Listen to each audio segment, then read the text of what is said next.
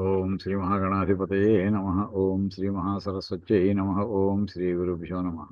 హరి ఓం.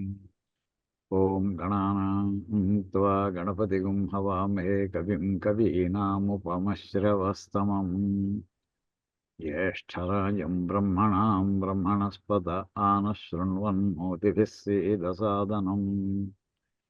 ఓం ప్రణో దేవీ సరస్వతీ వాజేభిర్వాజినీవతి ధీనామవిత్రియవతు.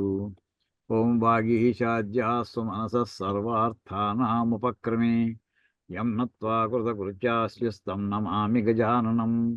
యస్య నిశ్వసితం వేదాః యో వేదేభ్యోऽఖిలం జగత్ నిర్మమేతమహం వందే విద్యాతీర్థమహేశ్వరం. శాంతం పద్మాసనస్థం శశిధరమకుటం పంచవక్త్రం త్రినేత్రం శూలం వజ్రం చ ఖడ్గం పరశుమభయదం దక్షభాగే వహంతం నాగం పాశం చ ఘంటాం ప్రళయహుతవహం సాంకుశం వామభాగే నానాలంకారయుక్తం స్ఫటికమణినిభం పార్వతీశం నమామి.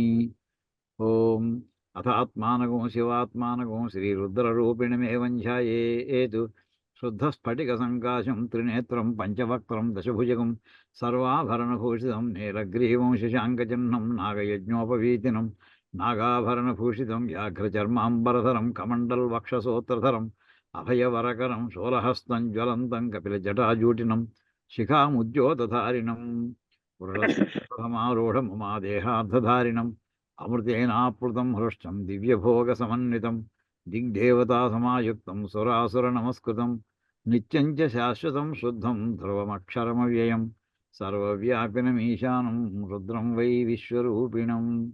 ఏవం ధ్యాత్వా ద్విజः సమ్యక్ తతో యజనమారభేత్. ఓం గురుర్బ్రహ్మా గురుర్విష్ణుః గురుర్దేవో మహేశ్వరః గురుః సాక్షాత్ పరబ్రహ్మ తస్మై శ్రీ గురవే నమః. అంటే రుద్రాధ్యాయంలో నమకం అని చెప్పుకోబడేటటువంటి అందులో భాగంలో 11వ అనువాకంలో ఆఖరి వాక్యాలను కూడా చదివామండి. వాటి సమన్వయం కూడా చేసుకోవడానికి ప్రయత్నం చేసాం మనం. అది జ్ఞాపకం ఉందనుకుంటాను మీకు. ఈ వాక్యాలు ఆఖరి వాక్యాలు మనకి ఓం నమో రుద్రేభ్యో అక్కడ చెప్పుకున్నామండి మనం. నమో రుద్రేభ్యో అంటే మళ్ళీ ఒకసారి ఆఖరి వాక్యం స్పృశించి మనం ముందరకు వెళదామని. నమో రుద్రేభ్యో ఏ పృథివ్యాం ఏ అంతరిక్షే ఏ దివి ఏషామన్నం వాతో వర్షమిషవస్తేభ్యో దశ ప్రాచీర్దశ దక్షిణాదశ ప్రతీచేర్దశోదీచేర్దశోర్ధ్వాస్తేభ్యో నమస్తే నో మృడయంతు తేయం ద్విష్మోయశ్చ నో ద్వేష్టితం ఓజంభే దధామి అని చెప్పి ఈ వాక్యానికి అంటే రుద్రులు అంతమంది చెప్పినటువంటి అనువాకంలో ఇదే అనువాకంలో సహస్రాణి సహస్రశో ఏ రుద్రాహ. ఎంతమంది రుద్రులయ్యా అంటే లెక్క పెట్టలేనంతమంది, వేలకి వేలు అంటే అనంత సంఖ్యాకమైనవి అని. ఇదేంటయ్యా నమ్మకంలో మొట్టమొదట చెప్పినటువంటి వాక్యంలో నమస్తే రుద్రం అన్యవ ఉతో తైషవే నమ. అక్కడ ఏకవచనం హే రుద్ర, ఒక రుద్రుడా అని అక్కడన్నావా? ఇక్కడ ఇన్ని రుద్రులా, అనంతకోటి రుద్రులను చూపిస్తారా? ఈ రెండింటికి పరస్పరం వ్యాఘాతంగా లేదా? సెల్ఫ్ కాంట్రడిక్టింగ్గా లేదా అని అంటే సెల్ఫ్ కాంట్రడిక్టింగ్ కాదయ్యా. ఆయన ఒక రూపంలో ఇంకేతంటే మనం ఏ రకమైనటువంటి దృష్టితో చూసేటటువంటి వాళ్ళం మనం ఇది వేరు అది వేరు అది వేరు అని చూసేటటువంటి రూపాల్లో అనేక రకాల రూపాలను చూస్తూ ఉంటాం. మన కళ్ళు అటువంటివి మనవి. అంటే మనం పూర్తిగా ద్వైత భావనతో ఉన్నటువంటి వాళ్ళం. మనం చేరవలసినటువంటిది అద్వైత స్థితి. అల్టిమేట్ మనకి గమ్యం నిర్ణయించేశారు మన మహానుభావులు, గురువులందరూ, పరంపర అంతా, మరి మహర్షులందరూ కూడా. నీ గమ్యం అది, ఈ జన్మలోనో కోటి జన్మల తర్వాత అది తప్ప ఇంకో మార్గం లేదు. నాణ్య పంథ అయనాయ విద్యతే, ఇంకో మార్గం లేదు, ఒకటే మార్గం. నీ గమ్యం అది, నువ్వు ఎక్కడున్నావో చూసుకో, అక్కడి నుంచి నీ ప్రయత్నాలు నువ్వు చేసుకో అని చెప్పి ప్రయత్నాలు కూడా ఎలా చేసుకోవాలో చెప్పుకొచ్చారు. అంచేత మన గమ్యం అయినటువంటిది, చేరినటువంటిది అక్కడ నీకేం కనిపిస్తుందో తెలిసినా ఆవిడ ఒక్కడే రుద్రుడు కనిపిస్తూ ఉంటాడు నీకు. ఆ రుద్రుడు ఎలా ఉంటాడో కూడా చెప్పుకొచ్చాడండి మనకి. ముండకోపనిషత్తులో మనం వాక్యాలు, మాండూకోపనిషత్తులో వాక్యాలు చదువుకున్నాం. శివం అద్వైతం అని అక్కడ వాక్యం శాంతం శివం అద్వైతం అని చెప్పున్నామండి. చతుర్థం మన్యంతే స ఆత్మా స విజ్ఞేయ. ఆ పరమాత్మ అది తెలుసుకోవాల్సినటువంటిదయ్యా. దాన్ని నాలుగో స్థితి అని అనుకుంటారు. మొట్టమొదటిదేమో మనకి జాగ్రత్త స్థితిలో చూసేటటువంటిది. స్వప్న స్థితిలో, సుషుప్తి స్థితిలో దాటిన దత్తం చతుర్థం మన్యంతే, అది నాలుగో స్థితిలో పొందేటటువంటి ఇక్కడ ఉన్నటువంటి అసలు ఎంతమంది అంటే ఒక్కటే అద్వైతం. రెండు అంకె లేదు అక్కడ. ఉన్నది ఒక్కడే. ఆ ఒక్కడినే ఏమంటారంటే శివుడు అంటారు. అది అక్కడ ఏకవచన ప్రయోగం దానికి అన్వయమయ్యా. ఫోర్త్ స్థాయిలో పొందేటటువంటి నువ్వు పొందబోయేటటువంటి అద్వైత స్థితి ఏదైతే ఉందో అక్కడ నువ్వు చూసేది ఒక్కడినే చూస్తావు. కానీ నువ్వు ఈవేళ ఎక్కడున్నావు? అంత అద్వైత స్థితిలోకి వెళ్ళిపోలేదు. ప్రతిదిగో ఈ వస్తువు వేరు, ఈ పుస్తకం వేరు, ఈ పెన్ను వేరు, ఈ కంప్యూటర్ వేరు, మౌస్ వేరు, ఇలా ప్రతిది వేరు వేరుగా చూస్తున్నావు నువ్వు. నువ్వు వేరు వేరుగా చూస్తున్నావు. ప్రతి వస్తువులోనూ ఆయన వ్యాపించి కూర్చున్నాడు. అప్పుడు ఎన్ని అయ్యాయి? నువ్వు ఎన్ని వస్తువులను చూడగలవో, ఎన్ని వస్తువులను వినగలవో, ఎన్ని వస్తువులు ఊహించగలవో అన్ని రూపాల్లోనూ ఆయన ఉన్నాడయ్యా. కొన్ని నువ్వు చూడలేవు, కొన్ని ఊహించలేవు కూడా, అన్ని ఉన్నాయి. అందుచేత చెప్పడానికి సహస్రాన్ని సహస్రశ, వేలకు వేలు, వేలకు వేలు, లక్షలకి లక్షలు, కోట్ల కోట్లు, అంటే అనంత కోటి, అనంత సంఖ్యాకమైనటువంటి రూపాలు ఉన్నటువంటి వస్తువులు ఏమున్నాయో అన్ని వస్తువులను వ్యాపించి ఉన్నాడు కనుక అంతమంది రుద్రులయ్యా అని అక్కడికి అన్వయం పెర్ఫెక్ట్గా సరిపోతుందండి. నమో రుద్రేభ్య అని చెప్పిన తర్వాత అయితే ఈ రుద్రులు బ్రాడ్గా ఎన్ని కేటగిరీస్ చేయొచ్చాయా అంటే అక్కడ మనతో మనం చెప్పుకున్నామండి. లాస్ట్ వీక్ చెప్పుకున్నది మళ్ళీ ఒక్కసారి రిపీట్ చేస్తున్నాను. 3 స్థాయిల్లో చూసుకోవచ్చు. భూమిని ఆనుకుని ఉన్నటువంటి రుద్రులు కొంతమంది. మొత్తం ఇక్కడ ముల్లోకాలు ఉన్నప్పుడు మధ్యలోకం అయినటువంటి దాన్ని అంతరిక్షం అంటారు. ఆ పైన దానేమో ద్యులోకం అంటారు. అంచేత భూమిని ఆశ్రయించుకుని ఉండేటటువంటి ఆశ్రయించుకోవాలంటే దాని భూమి మీద ఉండేటటువంటి రుద్రులు కొంతమంది. అంతరిక్షానికి సంబంధించినటువంటి రుద్రులు కొంతమంది. ద్యులోకానికి దివికి సంబంధించినటువంటి వాళ్ళు రుద్రులు కొంతమంది. ఇలా అనుకుంటే మరి రుద్రుడు అంటే రౌద్రంతో ఉంటాడు, ఏదో శిక్ష వేయడానికి సిద్ధంగా కూర్చుంటాడు. అవునయ్యా, కరెక్టే. మొట్టమొదటి అంటూ ఒకటే బాణం అన్నారు కదయ్యా, నమస్తే రుద్ర మన్యవ. మళ్ళీ అదే వాక్యం తీసుకుంటున్నామండి. రుద్రపదం అయిపోయింది. ఇషు బాణం, ఇషు శబ్దం తీసుకుందాం. నమస్తే రుద్ర మన్యవ ఉతోత ఇషవే నమ. ఒక్క బాణానికి నమస్కారం అన్నావు. మరి ఇంతమంది రుద్రులు ఉన్నారు కదా, ఇన్ని బాణాలు ఉంటాయా? ఉంటాయి. ఎలా ఉంటాయి అంటేట, భూమి మీద ఉండేటటువంటి రుద్రులు అందరూ కూడా మనం తినే అన్నాన్ని బాణంగా పెట్టుకుని వాళ్ళు మనమే సంధిస్తారటండి. అంటే అన్నము ఒక బాణం. మనం తినేటటువంటి అన్నం, ప్రతి జీవి అన్నం తింటుంది. అది మనిషి కావచ్చు, జంతువు కావచ్చు, పక్షి కావచ్చు, పురుగు కావచ్చు, ఏదైనా సరే ప్రతిదానికి ఒక ఆకలి బాధ, దానికి కావాల్సినటువంటి ఆహారం అది పరమేశ్వరుడు ఏర్పాటు చేస్తూనే ఉంటాడు. అంచేత అన్నము ఒక బాణం అంట భూమి మీద ఉండేటటువంటి రుద్రులకి. అంతరిక్షంలో ఉండేటటువంటి రుద్రులకి అక్కడ వాయువు ఆధారంటండి. వాయువుని బాణంగా పెట్టుకుంటాట. అంటే ఆకాశం తిరిగేటటువంటి జీవజాలం అనేకం ఉన్నాయి. పక్షుల్లో కొన్ని వందలు, ఇంకా ఎన్ని ఉన్నాయో మనకు కనిపించిన బ్యాక్టీరియా, ఇవన్నీ కూడా ఆకాశంలో తిరిగే, నేలకి అంటకుండా బయట తిరిగేటటువంటివి. వాటిలో ఏ రూపంగా? వాయు రూపంలో. ఆ వాయువుని ఆధారంగా చేసుకుని వాయువు మన భూమి మీద మనకి వాయువు ప్రధానమేనండి. మనం తినడానికి తిండి, తాగడానికి మంచినీళ్ళు, పీల్చడానికి గాలి, ఈ 3 ఉంటేనే ఈ జీవుడు నిలబడతాడండి ఈ భూమి మీద. మనం ఎక్కడున్నా కానీ మనం కూడా అవన్నీ మిగతా 2 కూడా అవసరమే. నీరు కావాలి, గాలి కావాలి. మధ్యలో అంతరిక్షంలో ఉన్న వాళ్ళకి వాయువుటండి. ఇంకా పైలోకంలో ద్యులోకంలో ఉండేటటువంటి వాళ్ళకి జలం, అంటే వర్షం. ఆ మాట ఇక్కడ చెప్తున్నారు చూడండి. మొట్టమొదటి ఎక్కడెక్కడ మొత్తం 3 లోకాలు ఏమిటి? నమో రుద్రేభ్యో ఏ పృథివ్యాం అంటే భూమి, ఏ అంతరిక్షే అంటే అంతరిక్షం, మధ్య చెప్పకొంచెం దానికంటే పైలోకం అంతరిక్ష లోకం, దానిపైన ఏ దివి, మొత్తం 3 లోకాలు చెప్పాడు. చెప్పి ఇక్కడ వీళ్ళకి తినేటటువంటి వీళ్ళ పదార్థాలు ఏమిటి? దేన్ని బాణంగా చేసుకుంటాడు? అది దీని క్రమాలంకారం అంటే మొదటి దానికి ఫస్ట్‌కి, సెకండ్‌కి, థర్డ్‌కిను. ఫస్ట్‌ది ఏమిటి? పృథివ్యాం. ఇక్కడ ఏంటి? అన్నం. మరి అంతరిక్షంలో వాతః, వాతః అంటే వాయువు. అది 2 అంటే 2 second for second one. Third one for third అంటే ద్యులోకంలో వర్షం అంటే జలం అనమాట.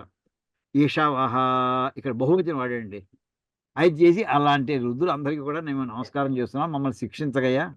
అంటే మాకు అన్న రూపంలో మమ్మల్ని బాధ పెట్టద్దు. అంటే డైజెస్ట్ అవ్వకపోవడం, లేదా వాయువు లోపల ప్రకోపించడం, మనకి ఇండైజెషన్ ప్రాబ్లమ్స్ అన్నీ కూడా దీంతోటి మనకి అన్నంతో వచ్చేటటువంటి, తర్వాత మిగతా బాడీలో వచ్చేటువంటి గ్యాస్ట్రోఎంటరల్ ప్రాబ్లమ్స్ అన్నింటిలోనూ కూడా మన బ్లడ్ గ్యాస్ అనాలిసిస్ చేస్తూ ఉంటారు. హార్ట్ మధ్యలో మన బాడీ మధ్యలో కొంత మధ్యలో యావరేజ్‌ని హార్ట్ ఉండగా శిరస్సు వరకు తన్నుకుంటూ పైకెళ్ళాలి. పాదాల వరకు జారిపోకుండా ఆపుతూ ఉండాలి. చూడండి. మామూలుగా గ్రావిటేషన్ ఫోర్స్ అయితే నెత్తి మీద పైనుంటే హార్ట్ నెత్తి మీద ఉంటే పైనుంచి కిందకు వస్తుందనుకోవచ్చు. ఇది మధ్యలో ఉన్నటువంటి బ్లడ్‌ని శిరస్సు దాకా పంపించాలా? అలా కదని హార్ట్‌లో ఉన్నటువంటి కాళ్ళ దాకా కూడా జారిపోకూడదా గొట్టాలోంచి? బ్రేక్ లేదు ఆపాలా? ఇంత చేసేటటువంటి ఇంత కూడా వాయువు యొక్క కంట్రోల్ తోటి అవుతుందండి. దాన్ని మనం పంచ ప్రాణవాయువులని చెప్పుకున్నాం. ప్రాణాపాన వ్యానోదాలని. వీటితోటి కూడా మమ్మల్ని ఇబ్బంది పెట్టగా ఏమన్నా వాటిలో ఈక్విలిబ్రియం డిస్టర్బ్ అయిందో మన ఆరోగ్యాలన్నీ దెబ్బతింటాయి. ఇవి కాకుండా జలం తాగడానికి మంచినీళ్ళు. అది అతివృష్టి, అనావృష్టి ఇలాంటి ప్రాబ్లమ్స్ అన్నీ ఉన్నాయి మనకి. ఇటువంటి కండిషన్స్‌లో మీ ఆ వృద్ధులందరికీ నేను నమస్కారాలు చేస్తున్నానయ్యా. నమస్కారం చేస్తే కొత్త చక్కటి ఒక పదాలు. నా 10 వేళ్ళు నీ వైపు తిప్పి ఉంచుతున్నాను. నమస్కారం చేస్తున్నానయ్యా. నా 10 వేళ్ళు అంటే కుడి చేతి 5 వేళ్ళు, ఎడమ చేతి 5 వేళ్ళు దగ్గర పెడితే 10 వేళ్ళు. అవి ఇలా ఎదురుగుండా పెట్టి నీకు నమస్కారం చేస్తున్నానయ్యా అంట. 2 చేతులతో నమస్కారం చేస్తున్నాను అనడానికి 10 వేళ్ళతోటి నీకు నమస్కారం చేస్తున్నానయ్యా. తూర్పుకి తూర్పుకి, దక్షిణానికి దక్షిణం, పడమర వైపు, ఉత్తరం వైపు, ఆకాశంలోకి ఇలా మొత్తం అన్ని రకాలు చెప్పుకుంటూ వచ్చారు. అలాంటి హే మహానుభావ నువ్వేం చేస్తావంటే మాకు శత్రువులతోటి ప్రస్తావన 2 రకాలుగా ఉంది. మేము ఎవరిని ద్వేషిస్తామో ద్వేష్మః ఎవరిని మేము ద్వేషిస్తామంటే మాకు వాళ్ళకి పడదు. లేక మేము ఎవరికి పడమో వాళ్ళు మనల్ని ద్వేషిస్తున్నారు. ఈ ఇద్దరిని కూడా నీకు సమర్పించేస్తున్నానయ్యా. నీ నోట్లో పడేస్తున్నాను. వాళ్ళని ఇష్టొచ్చినట్టు చేసుకో. మమ్మల్ని మాత్రం సుఖపెట్టు. తే నః మురళయంతు. అంటే ఈ నమస్కారాలను చేసిన తర్వాత నువ్వు మమ్మల్ని సుఖపెట్టవయ్యా. సుఖానికి మళ్ళీ విఘాతం లేకుండా శత్రువులు దూరంగా తీసేసేయి. నవిలి పడేయి అన్నట్టుగా ఇక్కడ చెప్పుకుంటూ వచ్చారండి. ఈ రకంగా ఈ వాక్యాలతోటి మనం నమ్మకంలో ఆఖరి అనువాకంలోని ఆఖరి వాక్యం కూడా చెప్పుకున్నామండి. ఇది పాత కథ. ఇప్పుడు ఒక్కసారి జ్ఞాపకం చేస్తున్నామండి. లోకంలో ఏం జరుగుతోంది? ఈ 3 రకాల రుద్రులు వాళ్ళ రౌద్రంతో చూపిస్తూ భూమి తినడానికి తిండి లేకుండా, పీల్చడానికి గాలి లేకుండగా, తాగడానికి మంచినీళ్ళు లేకుండా ఈవేళ ఒకళ్ళకి శిక్ష వేశాడండి. ఈవేళ ఆకాశంలో పడి ఉన్నారండి వాళ్ళిద్దరూ. సునీత విలియమ్స్. ఇంకోడు పక్కనే. వాడు చూడండి మళ్ళా శుభ్రంగా స్నానం చేసి కూర్చున్నాడు. అక్కడ నీళ్ళేం లేవు అక్కడ రెడీగాను. రకరకాల షడ్రోపేతంగా భోంచేద్దామంటే అక్కడేం భోజనాలు ఏం లేవు అక్కడ. తినడానికి తిండి లేదు. వాయువు కూడా గొట్టాలు తీసేస్తే ఫినిష్ క్షణంలో. ఇక్కడ 3 రకాల ఏ వస్తువులనైతే ఆయన ఆయుధంగా చేసుకుంటానో అని ఇక్కడ వేదంలో ఈ వచనంలో చెప్పడం చేసి ఈ 3 శిక్షలు అనుభవిస్తున్నారండి వాళ్ళు అక్కడ ఆకాశంలో. ఎంత జాలేస్తోందంటే పాపం మన జూన్ 5థ్ వెళ్ళారు. 9 డేస్ టూర్ అనుకుని ఆకాశంలోకి వెళ్ళారు వాళ్ళు. తిరిగి రావాలి. ఈవేళ అప్పుడే ఆగస్టు 17th అండి ఈవేళ. వాడు జూన్ ఎప్పుడు రావాలంటే 9 డేస్ వాళ్ళ ప్రోగ్రామ్. అంటే 14థ్ జూన్ 15th వెనక్కి వచ్చేయాలి వాళ్ళు. లేదు 2 మంత్స్ దాటిపోయింది అప్పుడే. ఇది ఎక్కడో రుద్రాపచారం చేశారండి. శివాపచారం చేశారు వాళ్ళు. ఈ రూపంలో మన సనాతన ధర్మాన్ని అనుసరించలే కాదు. ఏ మతంలో ఉన్నా సరే వాళ్ళు మానుషమైనటువంటి ఏదో దోష అపచారాలు చేశారు. అందుకోసం ఇంత కఠిన శిక్ష. చివరికి అసలు వస్తారా రారా భూమికి అనేటటువంటి ప్రశ్న నడుస్తోంది. మొన్నటి వార్త చూస్తే 2025లో వాళ్ళు రావచ్చేమోట. అంతవరకు ఉంటే కదా ఇదంతా ఆలోచన. ఎంత కఠోరమైన శిక్ష వేశాడు చూడండి రుద్రుడు. ఎక్కడ ఎంత ఊహాజనితం కాదు. ఇక్కడ ఇందులో వర్ణించిన ప్రతి వర్ణ ఇవాళ వాస్తవంగా మనం ఆకాశం చూడగలుగుతున్నాం ఇవాళ వింటున్న వార్తలు. ఇందులో అందుకోసం మన వాళ్ళు ఏం చెప్పారంటేనండి, ఇలాంటి ఎక్కడైనా సరే కరుణామయమైనటువంటి గాథలు వింటే నువ్వేం చేయాలి? నువ్వు ఎక్కడుంటే అక్కడ ఆ రుద్రుడిని ఒక్కసారి ప్రార్థించవయ్యా. పాపం వాడు ఏమయ్యా వాడి నీ సంతానంలో వాళ్ళే కదా. వాళ్ళు అడగడం చేత కాదనుకుందాం. వాళ్ళు మన ధర్మాన్ని ఈ ధర్మాన్ని మేము అనుసరిస్తున్న ధర్మాన్ని వాళ్ళు ఆచరించట్లేదు.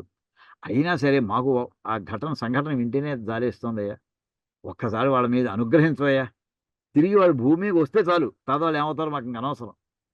అంతవరకు మనం ప్రార్థించుకోవడానికి ఏంటంటే ఈ మంత్రాలని మనం పారాయణ చేయాలండి.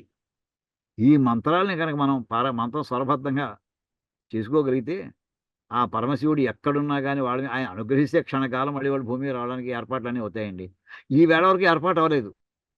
మొన్నటి వార్త చెప్పానండి 2025 అని. కానీ నిన్న మళ్ళీ దీని మీద మనసు ప్రార్థిస్తుంటే నిన్న మళ్ళీ వార్త అండి.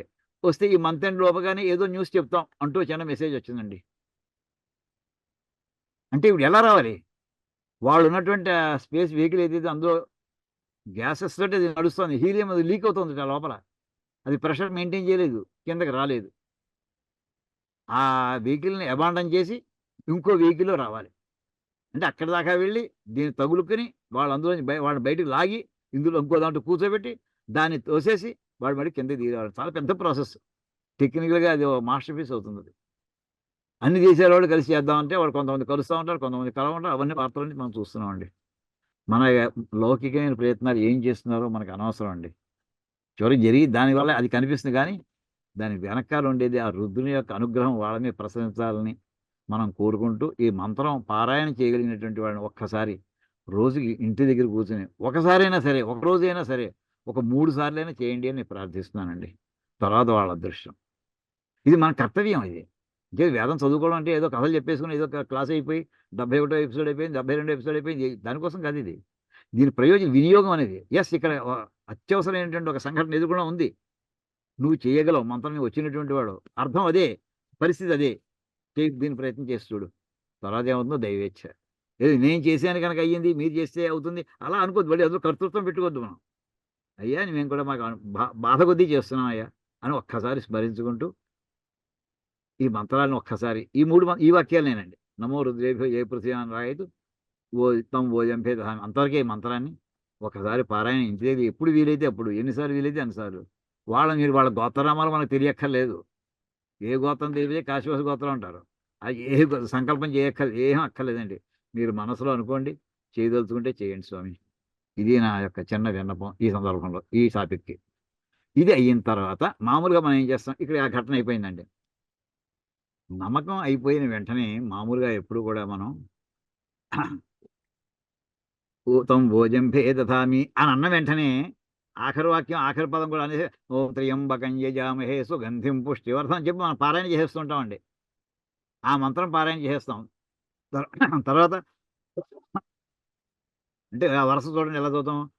ఓం త్ర్యంబకం యజామహే సుగంధిం పుష్టివర్ధనం ఉర్వారుకమివ బంధనాన్ మృత్యోర్ముక్షీయమామృతాదు యో రుద్రో అగ్నయో అప్సుయ ఓషధీషు యో రుద్రో విశ్వాభువన వివేశ తస్మై రుద్రాయ నమో అస్తు. ఓం ప్రాణానాం గ్రంథిరసి రుద్రో మా విశాంతకః తేనాన్నేనాప్యాయస్వ. నమో రుద్రాయ విష్ణువే మృత్యుర్మే పాహి. ఓం శాంతి శాంతి శాంతి. ఇలాంటి 3-4 వాక్యాలు చెప్పుకొని అప్పటికి నమ్మకం పూర్తి చేసి అప్పుడు మళ్ళీ శ్రీ గురుభ్యో నమః హరి ఓం చమకం అగ్న విష్ణు సుదోషం అక్కడి నుంచి మళ్ళీ చమకం ప్రారంభిస్తామండి. ఇప్పుడు మనం డైరెక్ట్‌గా నమ్మకం అయిపోయిందా అంటే లిటరల్‌గా టెక్స్ట్ పరంగా అయ్యింది. కానీ ఈ సంధి మంత్రాలన్నీ ఏవైతే పారాయణ చేస్తుంటే వాడికి కూడా అర్థాలు తెలుసుకొని వెళదామండి. అందుకోసం ఇప్పుడు ముందర ఆ మంత్రాలన్నీ కూడా వరుసగా ఏమేమి మనకి మంత్రాలు శివపరంగా ఉంటాయో అవన్నీ కూడా చూసుకుంటూ వెళదాం. అందులో తీసుకుని త్రయంబక మంత్రం అండి. దానికి భాష్యం చూద్దామండి ఇప్పుడు ఒక్కసారి. అది ఎక్కడొస్తుందో చూసుకొని దాన్ని బట్టి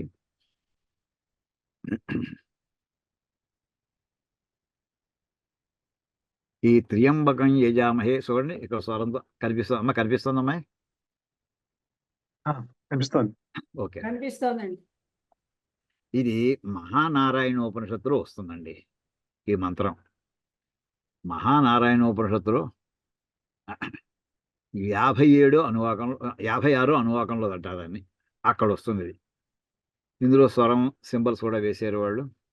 ఇది కృష్ణ యజుర్వేదీయ తైత్రీయ ఆరణ్యకే దశమ ప్రపాఠకే నారాయణోపనిషది షట్పంచాశ అనువాక.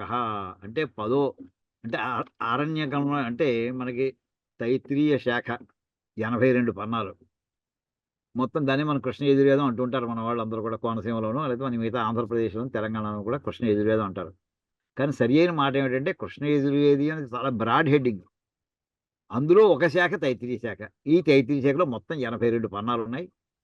ఆ 82 పన్నాలని 4 పార్ట్ల కింద చెప్తారు. పార్ట్ 1 సంహిత అంటారు. అందులో 44 పన్నాలు. పార్ట్ 2 బ్రాహ్మణం దాని పేరు. బ్రాహ్మణుడు కాదు, బ్రాహ్మణం అనేది పుస్తకం పేరు. తైత్రీయ బ్రాహ్మణం. అందులో 28 పన్నాలు ఉంటాయి. 44, 28, 72 పన్నాలు అయ్యాయండి. ఇంకా మిగతాయి ఇంకా 82 పన్నాలు 10 పన్నాలు ఉన్నాయి. ఈ 10 పన్నాలని కొంతమంది ఏమంటారు 10 పన్నాలని తైత్రీయ ఆరణ్యకమని అనేస్తారు కొంతమంది. లేదు 6+4 అంటారు కొంతమంది. ఏదైనా 10 పన్నాలు ఉంటాయి. 72 అయిపోగా సంహిత బ్రాహ్మణము తీసేకి మిగతా 10 పన్నాలు ఉన్నాయి. ఇంకా ఆఖరి పన్నం ఏంటంటే అంటే ఈ ఆఖరి 82 పన్నం ఆ 82 పన్నం అంటే ఆరణ్యకంలో చెప్తే 72 పోగా 10వ పన్నం చెప్పచ్చు. ఆ మాట చెప్తున్నారండి. ఆరణ్యకే దశమ ప్రపాఠకే. తైత్రీయ ఆరణ్యకంలో 10వ ప్రపాఠం అంటే చాప్టర్ అనుకోండి. దీన్ని మామూలుగా ఇక్కడ ఈ రాయలైతే నారాయణోపనిషత్తు అన్నారు, మహానారాయణోపనిషత్తు అందరం అంటామండి. నారాయణోపనిషత్తు ఇంకోటి కూడా ప్రసిద్ధంలో ఉంది. అది వైష్ణవులు సామాన్యంగా విష్ణు ఆలయాల్లో పారాయణ చేసేప్పుడు, అభిషేకం చేసేప్పుడు ఆ మంత్రాలు వాడతారు. ఈ మంత్రాలే కాదు, డైరెక్ట్ ఇంకా కొన్ని ఎక్స్ట్రాగా ఉన్నాయి. అకార ఓకార మకార ఇతి అంటారు, కొన్ని మంత్రాలు వేరుగా ఉన్నాయి. దాని పేరు నారాయణ ఉపనిషత్తు అని, దీన్ని మహానారాయణ ఉపనిషత్తు అంటారు. అంటే 82వ పన్నాన్ని, తైత్తిరీయ శాఖలో 82వ పన్నం పేరు మహానారాయణ ఉపనిషత్తు. ఇందులో ఉన్నటువంటి దాంట్లో పేరాలు కింద ఉంటాయి. ఇది షట్పంచ, అది 56వ పేరా అండి. మనకు అట్లా అనువాకం అంటే పేరా అనుకోండి. అంటే 56వ పేరాలో అక్కడ ఈ మంత్రం కనిపిస్తుందండి. దీన్ని ఎలా ఉంటుందంటే, ఇది త్రయం కాదు, ఒక అక్షరం, ఎం ఒక అక్షరం కాదండి. తకార రేఫ యకారాలు 3 కలిపి ఒక అక్షరం అండి. పూర్ణాన స్వరం. తకార రకార యకార పూర్ణాన స్వరం త్రియం, ఒక్క అక్షరం అయిపోవాలి. అది త్రయం అనకూడదు దాన్ని. త్రియంబకం అంటే ఒక్క అక్షరంలో దాని మాత్రాకాలంలో అయిపోవాలండి.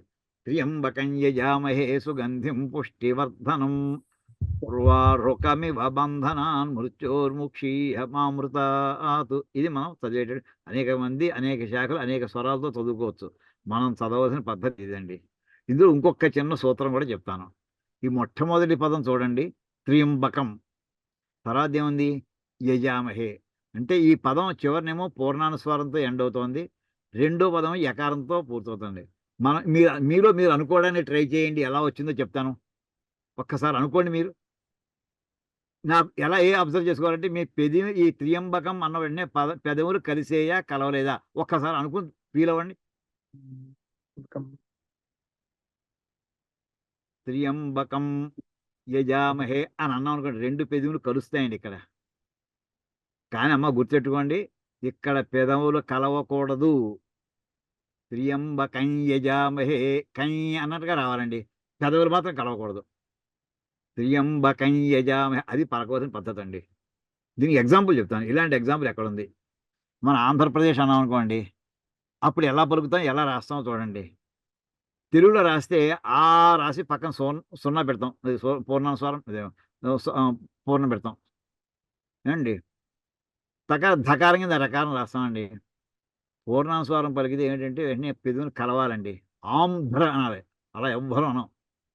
ఇంగ్లీష్లో దాని అక్షరాలు రాస్తే అది రాసిన ప్రకారం ఆ రాసి సున్నా పెడితే ఎలా రాసి ఉండాలంటే ఇంగ్లీష్లో AMDHRA అని రాయాలండి. అలా ఒక్కడు రాయం. ఎలా రాస్తాం, ANDHRA అని రాస్తామండి.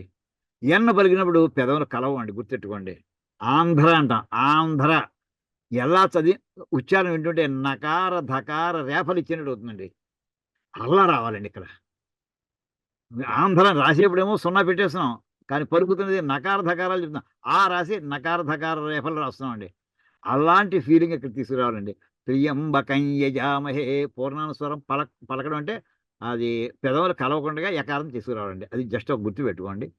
ఇది మామూలుగా పలికేప్పుడు స్పష్టంగా ఎక్కడెక్కడ ఇలాగ పూర్ణానుస్వారం యకారం ఎక్కడొచ్చినా సరే ఈ రూల్ అన్ని చోట్ల వర్తిస్తుందండి వేదంలోను. ఈ రకంగా చెప్పిన తర్వాత ఇక్కడ పదవిభాగం చేసే త్రియంబకం అక్కడ మరి పదవిభాగం చేసేవాడు అక్కడ వర్డ్ అయిపోతుంది. త్రియంబకం అక్కడ పెదవి కలవాలి. పదవిభాగం చెప్పేవాడు కలిపి చెప్పేవాడు మాత్రం ఉచ్చారణ చేసే మొత్తం మంత్రం అంతా చెప్పేవాడు కలవకూడదు, గుర్తెట్టుకోండి. హే భగవన్ పార్వతీపతే త్వాం యజామహే. అదండి ఇందులో యజామహే ఎక్కడ చూడండి, త్రియంబకం యజామహే పదం తీసుకున్నారండి. అంటే అయ్యా నీకు నమస్కారం చేస్తున్నాం, అయ్యా నీకు పూజ చేస్తాం, అయ్యా నీకు అని అంటే నమస్కారం ఎవరైనా ఎదురు నమస్కారం అండి అంటాం. మీకు నమస్కారం అని అర్థం. అక్కడ పక్కవాడు ఎవరికో కాదు, ఎదురుగానే మనం ఎవరైనా వస్తే నమస్కారం అని అంటాం. అక్కడ మీరు నేను ఈ పదాలు అనక్కర్లేదు ఆటోమేటిక్గా. అలాగైతే మన భాష్యం రాసేవాడు ఎవరికి, త్వాం యజామహే. యజ అంటే పూజ చేయుట, అర్చించుట, నమస్కారం చేయుట, అన్ని రకాల మర్యాదలు చేయుట, అన్ని అర్థాలు అందులో వస్తాయండి. యజ అంటే పూజ అని అర్థం. అంచేత త్వాం యజామహే, నిన్ను మేము నమస్కారం చేసుకున్నాం, పూజ చేసుకుంటున్నాం, పవిత్రంగా చూసుకుంటున్నాము. ఎవరయ్యా నువ్వు, హే భగవన్ పార్వతీపతే. పార్వతీదేవి యొక్క భర్త అయినటువంటి రుద్రుడా శివుడా. అయితే త్వాం నాకెందుకు పెట్టడం అంటే, నువ్వు ఎటువంటి వాడు అనుకుంటున్నావు, త్వాం కీదృశం, ఎటువంటి నీకు నేను నమస్కారం. ఇక తెలుగులో సంస్కృతం తెలుగు తేడా అంటే, త్వాం అనేది ద్వితీయ భక్తి ఏకవచనం అండి, నిన్ను గూర్చి. మామూలుగా మనం నీకు నమస్కారం అంటాం తెలుగులో అయితే షష్ఠీ భక్తి వాడతాం, నీకు అని వస్తుంది తెలుగులో. సంస్కృతంలో అయితే ద్వితీయ భక్తి వాడతారు, అది పద్ధతి. అది అంటే నిన్ను నిన్ను కాబట్టి నిన్ను గూర్చి నమస్కారం చేస్తున్నాం. అంటే నీకోసం నీ కొరకు అని అర్థం వస్తాయండి. అది ఏ విభక్తి అని చెప్పుకోండి. కానీ సంస్కృతంలో దాన్ని ద్వితీయ విభక్తిలో రాయాలి.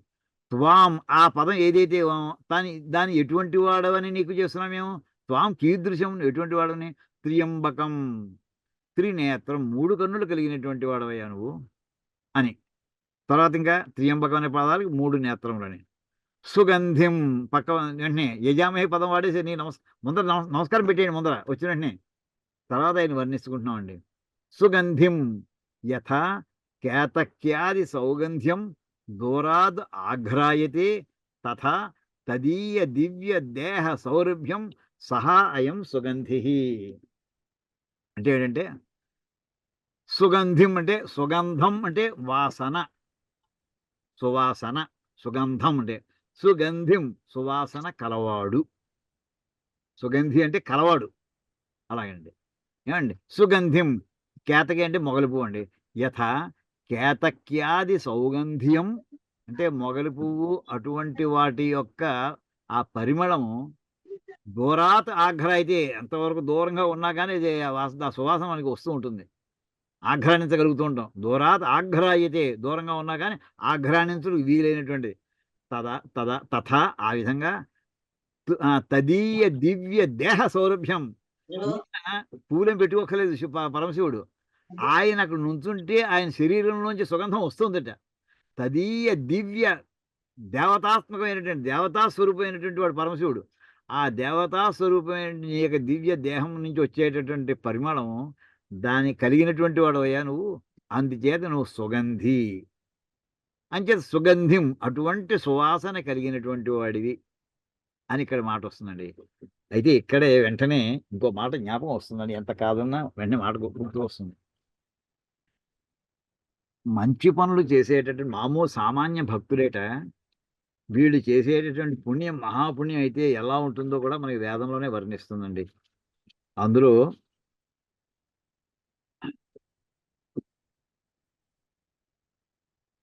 దూరాద్ గంధోవా అత్యేవం పుణ్యస్య కర్మణో అని చెప్పి మహాపుణ్యం చేసినటువంటి వాళ్ళట.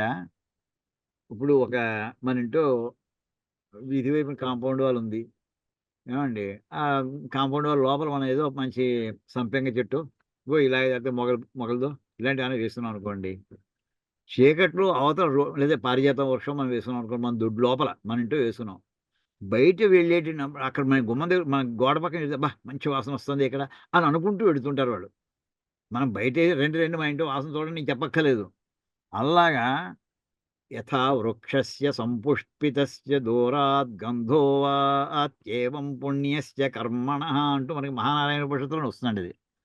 యథా పుణ్యస్య కర్మణః ఎలా మహాపుణ్యం చేసినటువంటి వాడు చేసినటువంటి ఆ కర్మ ఫలం ఏదైతే ఉంటుందో అది దూరం వరకు వ్యాపిస్తుందయ్యా. ఎలాగంటే బాగా విరసినటువంటి బాగా విచ్చుకున్నటువంటి పువ్వులు కలిగినటువంటి మొక్క సుగంధాన్ని ఇచ్చేటటువంటి ఒక వృక్షం కనుక ఉంటే దాని వాసన ఎలా అయితే దూరం వరకు కూడా వ్యాపిస్తుందో అలా పుణ్యకర్మల యొక్క ఫలం వ్యాపిస్తుందయ్యా అంటూ అక్కడ చెప్తూ ఈ సుగంధాన్ని వర్ణిస్తారండి మహానారాయణ ఉపనిషత్తులోనే. అలా ఈయనకిట ఆయన పరమేశ్వరుడే శుభంకరుడు, ఆయనే శుభం ఏమండి. అంచేత అటువంటి ఆయన దివ్యదేహం ఆ దివ్యదేహం వచ్చే పరిమళం అంత సుగంధం ఎంత దూరం ఉంటుందంటే అనంత లోకాల వరకు వ్యాపిస్తుంది అంతే. ఆయన లేనిది ఎక్కడ, ఆయన ఎంతవరకు ఉన్నాడో అది ఆగ్రహించగా దానికి అదృష్టం ఉండాలి, ఆయన అనుగ్రహం ఉండాలి. సుగంధి తర్వాత పునః ఇంకా ఎటువంటి వాడయ్యా ఇది వ్యాకరణ వాక్యం అనుకోండి, అది వదిలేసేయండి. ఇంకా ఎటువంటి వాడు ఎప్పటికి ఎన్ని చెప్పాడండి, 3 కన్నులు ఉండేటువంటి త్ర్యంబకం అని చెప్పాడు, సుగంధ్యం అని 2 పదాలు వాడాడు. ఈ 2 కూడా ఆయన విశేషణాలే. పునః కీదృశం ఇంకా ఎటువంటి వాడైనా పుష్టివర్ధనం అంటే పుష్టిం లౌకిక వైదిక పుష్టిం వర్ధయతి ఇది తథోక్తం. అంటే మనకి ఆయన పుష్టిగా ఉండడం కాదు, మనం పెట్టిన నైవేద్యాలు ఇలాంటివి తీసుకుంటున్నాం. ఆయన అనుగ్రహంతో మన్ని పుష్టిగా ఉండేట్లే చేస్తాటండి. పుష్టి 2 రకాలు, లౌకికంగా ఉండేటటువంటిది, ఆధ్యాత్మికంగా ఉండేటటువంటిది. లౌకికమైన పుష్టి అంటే మామూలు శరీరంలో ఫిజికల్లీ ఫిట్నెస్ అనమాట. అది చెప్తానండి. లౌకిక వైదిక పుష్ట్యం. లౌకిక పుష్టి అంటే శరీరం మన బాడీలో ఎక్కడ వీక్నెస్ లేకుండా ముట్టుకుంటే పడిపోయేట్లా గాలి వీస్తేనే పడిపోయేట్లా అలా అంత వీక్గా ఉండడం కాదు, పుష్టిగా ఉండడం. అది లౌకికమైన పుష్టి, లోకానికి సంబంధించినటువంటిది. లేదా నువ్వు టానిక్లు పుచ్చుకోవాలో అది తీసుకోవాలో ఇది తీసుకోవాలంటుంటే డాక్టర్ దగ్గర వెళ్ళే ఉంటాను. వైదిక పుష్టి అంటే అంటే వేదంలో చెప్పినటువంటి కర్మలన్నింటినీ కూడా ఎప్పుడు చేద్దామా అనేటువంటి ఉత్సాహంతో ఆ కర్మల్ని చేస్తూ ఉండడం అది వైదికమైన పుష్టి అండి. అంటే వేదాన్ని ఆశ్రయించుకుని ఉండడం, లేదా వేద పారాయణ చేసుకుంటూ ఉండడం, లేదా ఒక మంత్రాన్నైనా సరే నిత్యం దాన్ని అనుష్ఠానం చేసుకుంటూ ఉండడం. అది వైదికమైనటువంటి పుష్టి అండి. అంటే ఆధ్యాత్మికమైనటువంటి సంపద. ఇదేమో లౌకికమైన సంపద, ఇది ఆధ్యాత్మిక సంపద. ఈ రెండింటిని కూడా వర్ధయతి, వృద్ధి చేస్తాటండి ఈయన. ఆయన దగ్గర కూర్చుంటే చాలు, ఏమీ అక్కర్లేదు ఇంకా. ఆటోమేటిక్‌గా వృద్ధి పొందుతాయటవి. ఆ రకమైనటువంటి ఓ పరమశివ అనవలసి వస్తుంది. హే భగవన్, అటువంటి ఓ పరమేశ్వరుడా, త్వాం సంధ్యావందనాది సత్కర్మభిః యజిత్వా. అంటే ఇందాక ఇప్పుడు మనం జస్ట్ చెప్పుకున్నటువంటి వేదోక్తమైన కర్మలు అన్నాం కదా! వేదోక్తమైన సంధ్యావందనము పాపం చాలా తక్కువలో చెప్పారండి ఈయన. యజ్ఞాలు, యాగాలు చెప్పలేదు ఈయన. కనీసం ఈ సంధ్యావందనైనా కనీసం చేయండిరా బాబు మీరు అని సంధ్యావందనాది సత్కర్మభిః, అది సత్కర్మ. సంధ్యావందనం మొదలైనవి ఆది అన్నారు చూడండి. అక్కడ సంధ్యావందనం చేసేది అయిపోయిందని మొత్తం నాకు మొత్తం ఇక్కడ లౌకిక పుష్టి వస్తుందంటారా, వైదిక పుష్టి వస్తుందంటే అంత కాదు. అలాంటి ప్రారంభించావు కదా, ఇంకొంచెం అడుగు ముందరకెయ్యి, ఏం పర్వాలేదు అని చెప్తూ సత్కర్మ అన్నారు. ఈ సత్కర్మ అనే పదం ఎందుకు వాడారు సంధ్యావందనానికి? మనం చూడండి, మనం సంధ్యావందనం ప్రారంభిస్తూనే కేశవాయ స్వహ లగాయతు శ్రీకృష్ణ పరబ్రహ్మణే అనగా ఉత్తిష్టంతో భూత పిశాచాః ఏతే భూమి భారగః ఏ తేషాం అవిరోధేన బ్రహ్మకర్మ సమారభే అని అన్నారండి మీరు. బ్రహ్మకర్మ అంటే ఏంటి? ఏదో పరబ్రహ్మం కాదండి అక్కడ అర్థం. బ్రహ్మము అంటే వేదము అని అర్థం. అంటే వేదోక్తమైన కర్మని అని. బ్రహ్మకర్మ అంటే బ్రహ్మకర్మ సమారభే, నేను ఆరంభించబోతున్నాను. ఏ కర్మనైతే బ్రహ్మకర్మ. అంటే బ్రహ్మ అంటే నిర్గుణ పరబ్రహ్మ, సగుణ బ్రహ్మ కాదండి అక్కడ. ఆయన చెప్పాడు వేదోక్తమైనటువంటి కర్మను నేను చేయబోతున్నాను. ఏమిటయ్యా ఈ సంధ్యావందనం ప్రారంభం ముందర. వాడు ఒటు అనుకోండి, అప్పుడే వాడు ఉపనయనం అయింది. అగ్నికార్యం చేయడం. పెద్దవాడు అనుకోండి హోమాలు చేయడం, ఇంకోటి చేయడం, ఇంకోటి యజ్ఞాలు, యాగాలు ఎన్ని చేయగలిగితే అన్ని. వేదానికి వ్యతిరేకము కాకుండా వేదోక్తమైనటువంటి సంప్రదాయబద్ధంగా వస్తున్నటువంటి అవన్నీ కూడా యజిత్వ. వాటిని యజిత్వ అంటే ఆ రకమైనటువంటి యాగములు చేసి, అంటే వాటి ద్వారా చూడండి యజామహే అన్నాడు కదండి ఇందాక. యజామహే అంటే పూజ చేయుట అని అర్థం అండి. యజ అనే మాట అర్థం ఏంటంటే లౌకికంగా వర్షిప్ అని అర్థం. నేను పూజ చేద్దాం. అంటే వాటిని ఆ కర్మలు చేయడమే పెద్ద ఆయన ఆ కర్మలు చేయడం ద్వారా ఆయన పూజ చేసినట్టు అవుతుందయ్యా. కర్మల ద్వారా. అలాగా చేస్తూ ఉర్వారుకం అంటే కర్కట్యాదే ఫలం అది అయిపోయిన తర్వాత అలా కర్మభిర్ యజిత్వా. తర్వాత అంటే ఇప్పుడు మొట్టమొదటి వరుస చూడండి, లైన్ చూడండి. త్రియంబకం యజామహే సుగంధిం పుష్టివర్ధనం. అంటే యజామహే క్రియ, మిగతావన్నీ కూడా ఆయన విశేషణాలు. త్రియంబకం 3 కన్నులు కలిగినటువంటి, చక్కటి సుగంధాన్ని ఇచ్చేటటువంటి, పుష్టి కలిగించే లౌకికమైన వైదిక పుష్టిని కలిగించేటటువంటి ఆ పరమశివుడిని ఉర్వారుకమే బంధం. ఇక్కడి నుంచి వాక్యం చూసుకోండి దీన్ని. ఉర్వారుకం అంటే దోసకాయ అండి. యథా ఉర్వారుకం కర్కట్యాదే ఫలం పక్వం సద్బంధనాత్ వృంతాత్ అనాయాసేన ముచ్యతే. అంటే దాని ముచికి చాలా బాగా పండిపోయిన నేల మీద అది పాకుతుంది, వేలాడుతూ ఉండదు అది దోసకాయలు అవి. అందుచేత అటువంటివి బాగా పండినటువంటి దోసకాయ ఏమండి ఇక్కడ కర్కట్ అదే అటువంటి ఉర్వరకం అంటే దోసకాయ. అటువంటి ఫలం పక్వం, ఫలం పండిన. పక్వం అంటే బాగా ఇంకా ముగ్గిపోయి, ఇంకా బాగా ఇంక విచ్చిపోవడం, కుళ్ళిపోవడం ఇలా అయిపోతుంది. అది ఆ స్థాయిలో చేరలేదు, ఇంకా రెడీగా ఉంది ఆ స్థాయిలో.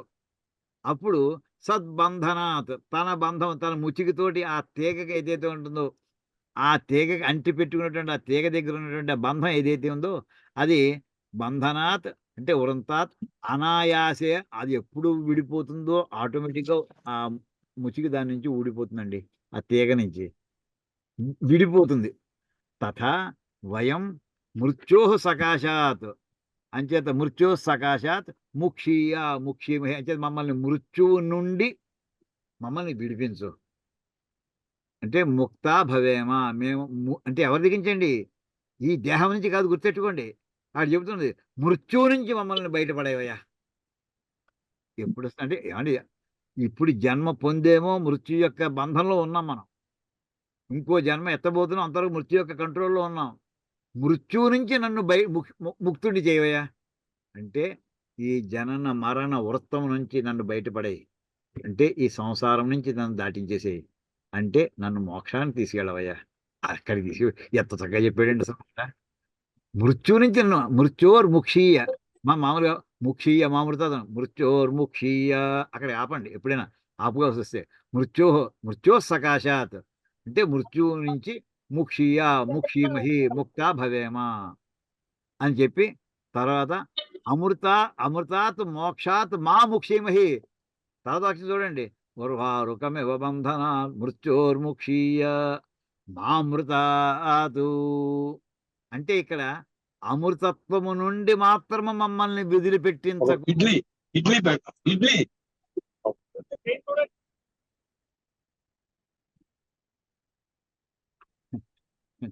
ఏం టాపిక్ మాట్లాడుకుంటున్నామండి.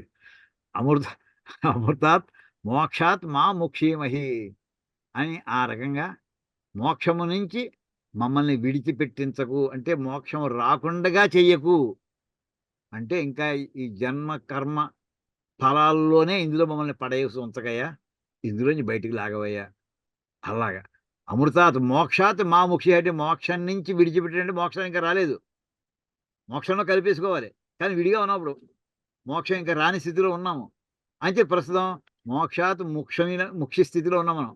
మోక్షము నుంచి విడిపించబడ్డాం కాదు, మృత్యు నుంచి విడిపించబడాలి, మోక్షానికి దగ్గర అవ్వాలి. నా వియుజ్యామహే మోక్షము నుండి వియోగమును పొందకుండా ఉండేదముగాక అంటే మేము ఆత్మయోగులం అయిన తర్వాత నీ సాన్నిధ్యాన్ని పొందిన తర్వాత కూడా మళ్ళీ నీ మాయలో పడేయకయ్యా మమ్మల్ని అని అర్థం కూడా వస్తుందండి. ఇంకేది ఎంత జ్ఞానులైనా కానీ చివరికి ఆయన ఒకసారి మన పొరపాటుని ఏమాత్రమైనా కొంచెం ఏమరపాటులో ఉన్నామో వెంటనే మళ్ళీ సంసారంలో పడేయడానికి అవకాశం. నారదాది మహర్షులే తప్పించుకోలేకపోయారు. ఆయన నారద మహర్షి సామాన్యుడా, త్రిలోక పూజ్యుడు, ఆయన దేవర్షి. అలాంటి వాడు కూడా ఒక్క క్షణం ఏమరపాటు పడేపటికి ఆయన మళ్ళీ పెళ్ళి ఏమిటి స్వయంవరం వాటంట్లో పాల్గొనడం, ఆ అవమానాలు మానాలు అన్నీ అవ్వడం, సంతానం 60 మంది ఇలా భ్రాంతిలో కల్పించి పడేసారు ఆయన. ఇలా ఎంతమంది కథలు ఉన్నాయి మనకి చదువుతున్నది. మావాడు జ్ఞానులు వాళ్ళు. దానికే ఇందులో మనకి చండీ సప్తశతిలో జ్ఞానులు కూడా జ్ఞానిన అపి జ్ఞానులను కూడా నేను ఇందులో పడేస్తూ ఉంటాను, మోహంలో పడేస్తారు అంటూ అక్కడ గొప్ప ప్రతిజ్ఞ చేస్తుంది అమ్మవారు. ఏమాత్రం ఏమరపాటులో ఉన్నారు లాగి పడేస్తాను వీళ్ళు అందులోకి. అలాంటి పని మాకు చేయకయ్యా అని ఇక్కడ మోక్షము మోక్షం మార్గంలో ఉంచు, మా మోక్షానికి దూరంగా ఉంచొద్దు. ఇదండి ఈ మంత్రం. ఇది మామూలుగా మహామృత్యుంజయ స్తోత్ర మంత్రం అంటారు. ఈ మంత్రాన్ని అనేక మంది అనేక సందర్భాల్లో చాలా క్రిటికల్ ప్రాణాపాయ పరిస్థితుల్లో ఈ మంత్రాన్ని అనుష్ఠానం చేసుకున్నారు, ఫలాలు పొందారు. దీని మంత్రాన్ని ఎవరు ఇంతది అని ఎవరు చెప్పలేరండి అసలు ఈ మంత్రం యొక్క శక్తిని. అది ఎవరి అనుష్ఠానాన్ని బట్టి ఎవరి తీవ్రతను బట్టి వాళ్ళకి ఆ ఫలాలు లభిస్తూ ఉంటాయని చెప్పుకుంటూ ఉంటారండి. ఇది ఒక మంత్రం, మనకి చాలా ప్రసిద్ధమైనటువంటి మంత్రం. ఇది అయిన తర్వాత నెక్స్ట్ మనకు వచ్చేటటువంటిది ఇంకో మంత్రం చూడండి. ఏతే సహస్రమైతం పాశా మృత్యో మర్చాయ హంతవే తాను యజ్ఞస్య మాయయా సర్వానవయజామహే అని ఇంకో మంత్రం వింటామండి. మనకి పారాయణలో త్రియంబకం చెప్పి ఇందాక చెప్పిన అక్కడ జంభే తథామి అన్న తర్వాత ఇంకా నెక్స్ట్ త్రియంబకం చెప్తా, తర్వాత ఈ మంత్రం ఏతే సహస్రమయుతం పాశా మృత్యో మర్చాయ హంతవే తాను యజ్ఞస్య మాయయా సర్వానవయజామహే. ఇది కూడా ఈ మహానారాయణుడి ఉపనిషత్తులోనే త్రియంబకం మంత్రం తర్వాత వచ్చినటువంటి వెంటనే మంత్రంగా కనిపిస్తుందండి. ఇది కృష్ణ యజుర్వేదీయ తైత్రీయ ఆరణ్యక దశమ ప్రపాఠకే నారాయణోపనిషది సప్తపంచాశో ఇది 57వ పేరా, ఇది అనువాకం. ఇది ఇక్కడ దీని అర్థం ఏంటండి? హే మృత్యు అంటే మర్త్యాయ అంటే వ్యత్యయేన ప్రాణిమాత్రం హంతవే హంతుం అంటే ఓ మృత్యుదేవతని ప్రార్థన చేస్తున్నాడండి. ఏతే ఈ పదవిభాగం చూడండి. ఏ తే సహస్రం అయుతం పాశా మృత్యో మర్త్యాయ హంతవే తాన్ యజ్ఞస్య మాయయా సర్వాన్ అవయజామహే అంటే ఇక్కడ ఏంటి? ఇక్కడ ప్రార్థన ఎవరికి చేస్తున్నారు? ఇందులో దేవత ఎవరు? సంబోధన ఎవరికి? మృత్యో. మృత్యు అనేది సంబోధన ప్రథమ విభక్తి అండి. ఇది ఏ శబ్దం అవుతుంది? మృత్యు శబ్దం. మృత్యు అంటే మళ్ళీ మనకి మృత్యుదేవత అని అర్థం తీసుకోవచ్చు. రుద్రుడే కూడా, రుద్రుడే పరమ మృత్యు. ఇంకా తర్వాత మన సూర్యుడు మనకి మృత్యు చాలా చోట్ల వర్ణం వస్తుందండి. ఈ మామూలు మృత్యు కదయ్యా, సూర్యుడు ఏ పూట కాపూట ఓ రోజు లెక్క తీసేస్తుంటాడు వెనక్కి, అంటే ఆయన మృత్యు రూపం అంటారు. అలాగా ఎవరైనా సరే హే మృత్యు అంటే ఇక్కడ చూడండి, మృత్యు మర్త్యాయ అని పదం ఉందండి. అంటే మృత్యు ఓ మృత్యుదేవత, మర్త్యాయ అంటే వ్యత్యయేన, అంటే మర్త్యం అంటే ప్రాణి మాత్రం, మర్త్యం అంటే మృతి స్వభావముగా కలిగినటువంటి వాడు. మనం అందరం మర్త్యులం మర్త్యలోకం అంటుంటారు. మర్త్యులు అంటే మృతి స్వభావముగా కలిగి, అంటే పుట్టిన ప్రతివాడు మృతి చెందవలసినదే. అది స్వభావం, అది లక్షణం. ఈ జీవుడు పుడుతూ నేల మీద పడ్డాడో వెంటనే వాడికి మృతి డిఫైన్ అయిపోయిందనమాట. వాడు అటువంటి ప్రాణి మాత్రం ఓ జీవిని హంతయే అంటే హననం చేయుటకు, వాడిని పరిమార్చుట కొరకు, అంటే హంతుం చంపుట కొరకు నీకు ఎన్ని మార్గాలున్నాయి తెలుసునమ్మా ఓ మృత్యుదేవత. వేలాది, పదివేలాది మొత్తం నీకు పాశాలున్నాయి. సహస్రం అంటే 1000, అయుతం అంటే 10,000, అయుతం అంటే 10,000 అండి. ఏతత్ సంఖ్యాకాః ఈ రకంగా సంఖ్య కలిగినటువంటి ఏ తే తవ పాశాః సంతి అంటే మృత్యుపాశం. ఆడికి ఏదో ఓ పాశం వీడికేసాం, ఇందులో రెండోవాడు రెడీ అయిపోయాడు, ఈ పాశం ఇంకా వెనక్కి రాలేదు. ఏం చేద్దాం? ఏం అక్కర్లేదండి. ఆడికి ఇన్ఫైనైట్ నెంబర్ ఆఫ్ పాశాలున్నాయి ఆవిడికి. ఆ ఇన్ఫైనైట్ పాశం, ఓ పాశం వీడికేసింది వెంటనే రెండో పాశం చేతిలోకి వచ్చేసింది. అక్షయ పాత్రలో ఉంటుంది ఆడికి. అదే అర్థం అండి ఇక్కడ. అంటే ఒక పాశం అంటే ఒకటే కౌంట్ తీసుకొని, ఒకడెవడో అమెరికాలో బిజీగా ఉన్న అక్కడ వేసింది. ఇప్పుడు మరి ఇండోనేషియాలో ఎవడికో వేయాలి. అక్కడి నుంచి ఆ పాశం ఈ కథలే ఉండవండి. ఎవడి ఎడల వాడి ఆయువు మూడిందో ఆవిడ వెంటనే ఆవిడ చేతితే చాలు, చేతిలో పాశం వస్తుంది. ఎన్నున్నాయి ఆవిడ మొత్తం పాశాలని? సహస్రం, అయుతం, ఏతత్ సంఖ్యాకాః అంటే ఇంక లెక్కలేనన్ని సంఖ్య కలిగినటువంటి ఏ తే తవ పాశాః సంతి నీ చేతిలో నీకెన్ని పాశాలున్నాయో తాన్ సర్వాన్ పాశాన్ అవయజామహే నివారయామః. అమ్మ మీకు నమస్కారం చేస్తున్నామమ్మా. నీ పాశాలన్నీ దూరంగా పెట్టేయమ్మ కాసేపు ప్లీజ్. నీతో మాట్లాడాలి మేము. అవయజామహే నివారయామః అంటే మిమ్మల్ని ప్రార్థన చేసి మృత్యుదేవతని ప్రార్థిస్తున్నాడు. నీ పాశాలని పక్కన పెట్టు, నివారించు, కాసేపు మా మీద ప్రయోగించకు. ఈ మాట మనం ఎక్కడ చూసామండి? ప్రతి దాంట్లో ఇక్కడ నమ్మకంలో చూడండి. నీ ధనుస్సులకు ఉన్నటువంటి తాళ్ళు విప్పేసి దూరంగా పెట్టేస్తాం. సహస్రయోజనే వధన్వా నితన్మసి అదనమాట. అదే అర్థం అండి. ఇక్కడేమో మృత్యుదేవత కనుక పాశాలు కనుక మృత్యుపాశం అంటారు కనుక మీ పాశాలన్నింటినీ కూడా అవయజామహే అంటే వాటన్నింటినీ కూడా ఉపయోగములో లేకుండా ఉండునట్లుగా చేసేదముగాక. నివారయామః నివారించుకుంటాము. అత్ర ఉపసర్గయోగేన ఇదంతా మళ్ళీ వ్యాఖ్యానం అనుకోండి. కేన సాధనైనా ఎలా చేస్తావయ్యా నువ్వు? ఆవిడ చేతిలో ఉన్న పాశాలు నువ్వు లాక్కోగలవా? లాక్కుని దాన్ని పక్కనెట్టేస్తావా? ఎలా కేన సాధనైనా ఏ సాధనంతోటి ఆవిడ చేతిలో ఉండేటువంటి మృత్యుదేవత యొక్క చేతిలో ఉండేటటువంటి పాశాలన్నింటినీ కూడా దూరంగా పెట్టగలవా? యజ్ఞస్య సత్కర్మానుష్ఠానస్య మాయయా. ఇదండి. అంటే మృత్యువుని నేను దూరం ఎలా చేసుకోగలుగుతానంటే సత్కర్మానుష్ఠానం చేసుకోవడం చేత. దానివల్ల ఏమొస్తుందయ్యా? పుణ్యం వస్తుంది. ఆ పుణ్యము, పాపము ఫలాలు ఉన్నాయి కదా! ఆ సత్కర్మానుష్ఠానస్య మాయ. సత్కర్మానుష్ఠానము చేయుట చేత వచ్చినటువంటి శక్తితోటి ఏ రకంగా? యజ్ఞస్య సత్కర్మానుష్ఠానస్య ఇందాక యజ్ఞం అంటే చెప్పుకున్నామండి, బ్రహ్మకర్మ. అంటే వేదోక్తమైనటువంటి ఏ యజ్ఞములైతే ఉన్నాయో ఆ యజ్ఞాల్లో చెప్పబడినటువంటి సంధ్యావందన ఆది అటువంటి యజ్ఞ సత్కర్మలను అనుష్ఠించుట వలన కలిగిన శక్తి చేత అంటే మాయయా మిషేన ఛద్మన. ఈ మాయ ఎక్కడుందో చూసుకోండి ఇక్కడ. ఇగో తాను యజ్ఞస్య మాయయా యజ్ఞం యొక్క శక్తి చేత, యజ్ఞం యొక్క మాయాశక్తి చేత అంటే యజ్ఞం చేయుటి చేత వచ్చినటువంటి ఆ శక్తి. ఆ శక్తి దాని యొక్క దృఢత్వంతోటి అంటే ఛద్మన. ఛద్మ అంటే మాయ, మోసం చేయడం అండి. అంటే తప్పించడం, భ్రాంతి కల్పించడం. మాయ చేశాడంటాడు. అలాగా దానివల్ల యజ్ఞం చేయడం వల్ల మృత్యుదేవత యొక్క చేతిలో పాశాలను కూడా తొలగించుకోవడం, నివారించుకోవడం సాధ్యమవుతుందని ఇక్కడ ఈ మంత్రంలో చెప్తున్నారండి.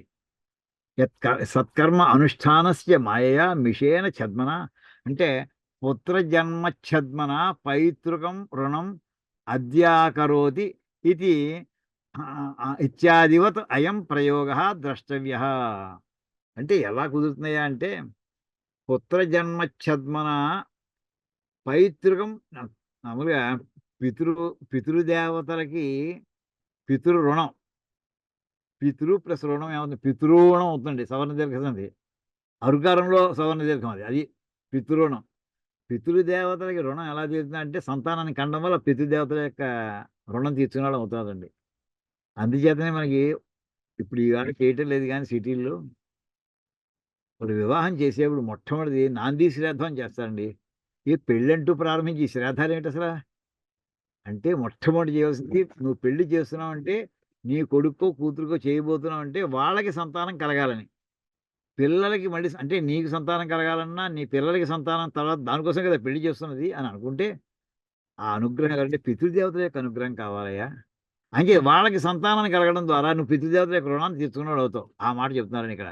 పుత్రజన్మచ్ఛద్మన, పుత్రుల్ని పుత్రజన్మ అంటే పుత్రులను కనుట అనేటటువంటి ఆ మాయతోటి, ఆ మిషతోటి పైతృకం రుణం అద్యాకరోతి అపాకరోతి, పితృదేవతల యొక్క రుణాన్ని తొలగించుకున్నవాడు అవుతున్నాడు. ఇత్యాదివత్ అయం ప్రయోగ ద్రశ్య అలా చూడాలి అని ఇక్కడ ఈ సత్కర్మానుష్ఠ అంటే మాయ ఇంక యజ్ఞాలు చేస్తూ ఉంటే వాడికి మృత్యువు రాదా అండి? నెక్స్ట్ ప్రశ్న. ఈ ఒక్క పూట కూడా ఖాళీ లేకుండా యజ్ఞం అయిపోయింది 4 రోజులు అనుకోండి. అంతే 5 రోజులు మళ్ళీ కొత్త యజ్ఞం ప్రారంభించేయి. ఇలా చేసుకుంటూ వెళ్ళిపోతే ఇంకేమవుతుంది? ఎప్పటికప్పుడు యజ్ఞం వస్తుంది. యజ్ఞం అవుతుంటే వాడికి యజ్ఞం వల్ల మాయ వస్తుంది. ఆ శక్తి వస్తుంది. దానివల్ల వాడికి మృత్యువు దూరం అయిపోవాలి. ఇంక వాడు మరణించడా? అలా కాదే భావం తీసుకోవయ్యా. అంటే పుణ్యకర్మలు చేస్తుంటే నీ ఆయుష్ గట్టిగా ఉంటుంది. మృత్యువు దూరంగా ఉంటుంది. అలా తీసుకోండి ఇది. అంతే తప్పి మొత్తానికి బాండ్ పేపర్ మీద రాసిచ్చేసినట్టు కాదు ఇది. ఇత్యాదివత్ అయం ప్రయోగ ద్రష్టవ్య అర్థాన్ని అలా తీసుకో. ఆ కాన్సెప్ట్‌తో తీసుకో. యద్వా యజ్ఞస్య సత్కర్మానుష్ఠానస్య మాయయా శక్త్యా బలేన మాయా శబ్దః శక్తి పర్యాయః. మాయా శబ్దం అంటే శక్తి అని అర్థం. ఇందాక నేను అదే చెప్పుకున్నాం. శక్తికి పర్యాయ పదం మాయ.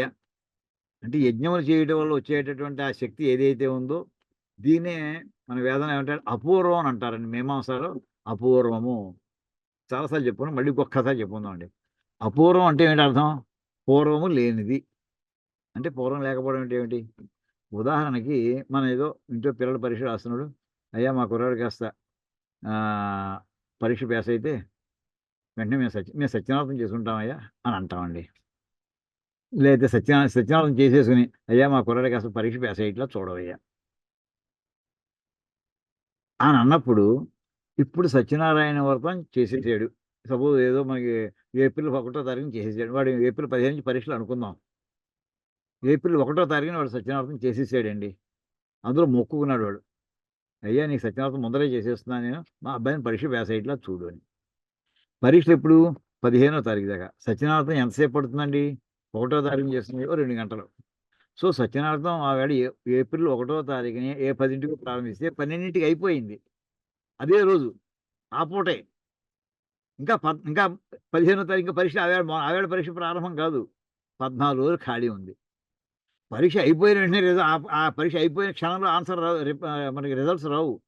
మళ్ళీ పేపర్‌లో వాలిడేషన్ మళ్ళీ ఎక్కడికో వెళ్ళడం. అది నెలో, 2 నెలల్లో మళ్ళీ రిపోర్ట్ రావడం. ఎంత జూన్‌లోకి మనకి డేట్ వచ్చిందనుకోండి.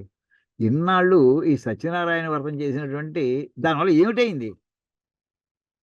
అంటేట సత్యనారాయణ వ్రతం అంటే ఒక పుణ్యకర్మ ఎగ్జాంపుల్ చెప్తున్నామండి ఇక్కడ మనం. ఈ కర్మ చేయడం వల్ల కర్మకి ఫలం ఉండాలి కదా! కర్మఫలం అంటే వెంటనే ఇచ్చేయాలి. కర్మఫలం ఎప్పుడు ఇవ్వాలైతే అలా ఆ రూల్ ప్రకారం అయితే ఏప్రిల్ 1వ తారీఖు మధ్యాహ్నం 12 గంటలకి ఫలం ఇచ్చేయాలి మనకి. సత్యనారాయణ అయిపోయింది గనక. కానీ ఇంక పరీక్ష అవ్వలేదే. ఇవ్వడానికి వీల్లేదు. పరీక్ష అవ్వలేదు. వీడి వ్రతం పూర్తి అయిపోయింది. ఇప్పుడేం చేయాలి? దానికి ఏమన్నారంటే ఇప్పుడు వీడు చేసినటువంటి ఈ కర్మ వల్ల వచ్చే ఫలం ఏదైతే ఉంటుందో ఆ ఫలము హోల్డ్‌లో పెడుతుందటండి. ఇంకేదంటే పరీక్ష అవ్వాలి కదా! అయిన తర్వాత కదా వాడి రిజల్ట్ వీడు కోరుకున్నది. అందుకే దీన్ని ఆ స్థాయిని ఏమంటారు? అపూర్వము. సత్యనారాయణ చేసే ముందర ఈ ఫలం ఉందా? అపూర్వ స్థితిలో లేదు. అంటే ముందర లేదు. ఇప్పుడు కొత్తగా తయారైంది. అది ఎంతవరకు ఉంటుంది? అది ఫలం ఇచ్చేదాకా వెయిట్ చేస్తుందది. అంటే ఒక పుణ్యం అనుకోండి. దానికి అపూర్వం వరకు పుణ్యం అనుకోండి. ఇప్పుడు సత్యనారాయణ చేయడం వల్ల మీకు పుణ్యం అనేది ఒకటొచ్చింది. ఆ పుణ్యం ఎలా ఉంది? కనిపించదు. ఫలం ఇచ్చేసిందా? ఇంకొక పరీక్ష అవ్వాలి. పరీక్ష కోసం చేసాడు వీడు. ఈ రకంగా ఉన్నటువంటి దానికి అపూర్వం అనేటటువంటి పదంతోటి దీన్ని వర్ణించడం జరిగిందండి. ఇది ఆ మాటని ఏమంటారంటే ఇక్కడ శక్తి పర్యాయః అని చెప్పి అక్కడ మాయా శబ్దః శక్తి పర్యాయః. ఈ యజ్ఞాలు, యాగాలు ఇటువంటివి చేయడం వల్ల సత్కర్మానుష్ఠానస్య మాయయా బలేన ఆ బలంతోటి మృత్యువుని తప్పించుకోవడానికి అవకాశం ఉందయ్యా. ఆ పనులు చేసుకోండయ్యా అని చెప్పడానికి ఈ మంత్రం అండి.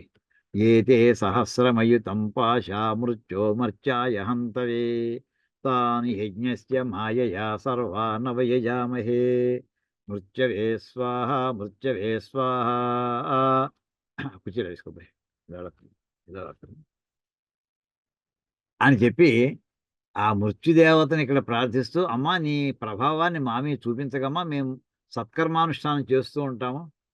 అంచేత నీ ఆ దండ మృత్యుపాశం ఏదైతే ఉందో దాన్ని చాలా దూరంగా ఉంచమ్మా అని అక్కడ ప్రార్థించుకున్నట్టు అవుతుందండి. ఇది అయిన వెంటనే ఇంకో మంత్రం చెప్పుకుంటూ ఉంటామండి మనం. అదేంటంటే ప్రాణానాం గ్రంథిరసి రుద్రో మా విశాంతక తేనాన్యన ఆప్యాయస్వ. ఈ మంత్రం చెప్పుకుంటూ ఉంటామండి. ఈ మంత్రం కూడా మనకి మహానారాయణ ఉపనిషత్తులోనే వస్తుంది. ఇది దీన్ని చూడండి, దానికి ముందర భాష్యంలో ఇలా రాస్తున్నారు. ఏవం జపానంతరం కనిపిస్తుందమ్మా, అక్షరాలు కనిపిస్తుంది.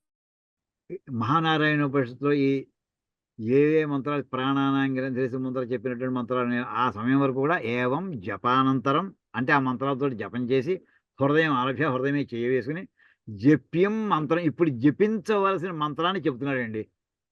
కొన్ని మంత్రాలు జపంతో అది అయిపోయింది. ఇప్పుడు జపించవలసిన మంత్రం ఏంటి? ఈ మంత్రం అంటే అండి ప్రాణానాం గ్రంథిరసి రుద్రోమావి. గ్రంథి అంటుంటారు, గ్రంథి కాదండి, గ్రంథి. తక తాత్తాలు 2 అక్షరమే, 4 అక్షరం అయితే ధా అవుతుంది. గ్రంథి. గ్రంథిరసి రుద్రో మా విశాంతక తేనాన్యన ఆప్యాయస్వ ఇది. ఇది ఎన్నో అనువాకం అండి. ఇది కృష్ణ యజుర్వేదీయ తైత్తిరీయ ఆరణ్యక దశమ ప్రపాఠకే నారాయణోపనిషది చతుస్సప్తతితమోనువాక. ఇది 74వ అనువాకం అండి. ఇది చతుస్సప్తతి 4. ఇప్పుడు దీనికి ఏం చెప్తున్నారు ఈ మంత్రంలో అర్థం ఏంటంటే, హే హృదయవర్తిన్ అంటే హృదయంలో ఉండేటువంటి వాళ్ళ ఉండే పరమేశ్వర. అహంకార, అహం అంటే నేను అని ఎవరైతే చెప్పబడుతుంటారో అటువంటి త్వం నువ్వు వాయురూపాణం అంటే ఇంద్రియాణం లేదా ఇంద్రియ రూపాణం చ. నువ్వు ఎటువంటి వాడు అంటే వాయు రూపంలో ఉండేటటువంటి వాడు. ఎలాగా? మనకి ప్రాణాపాన వ్యానోదాన సమానాలు అనేటటువంటి పంచవాయువుల రూపంలోనూ ఇంతగా చెప్పున్నాను మనం. బ్లడ్ గ్యాస్ అనాలిసిస్ అని వాళ్ళ సైంటిస్ట్ ఏవైతే అంటుంటారో బ్లడ్తో పాటు గ్యాస్ ఉంటుంది. ఆ గ్యాస్ యొక్క కంట్రోల్ వల్లే మనకి హృదయం నుంచి శిరస్సు వరకు రక్తం వెళుతుంది. హృదయం నుండి పాదాల వరకు కారిపోకుండా దాన్ని బ్రేకులు ఇస్తూ ఎప్పుడు ఎంత వెళ్ళాలో అంత మాత్రం చేస్తూ ఉంటుంది. వాయు రూపంలో ఉండి చేస్తుంటే అది అంతా ఎవరు చేస్తున్నారయ్యా? నువ్వు చేస్తున్నావయ్యా పరమాత్మ రూపంలో, అంతఃకరణ రూపంలో నువ్వు చేస్తున్నావయ్యా. హే హృదయవర్తి నా హృదయాకాశంలో ఉంటావయ్యా నువ్వు. అటువంటి నువ్వు ఇంద్రియాణం అంటే ఇక్కడ ప్రాణానాం అనే మాటకి ఏంటంటే ప్రాణం అంటే వాయు రూపాణం. ప్రాణం అంటే ప్రాణములు అంటే పంచప్రాణములు అని అర్థం వస్తుందండి. అంతేకాకుండా వాయు రూపాణం ఇంద్రియ రూపాణాంచ.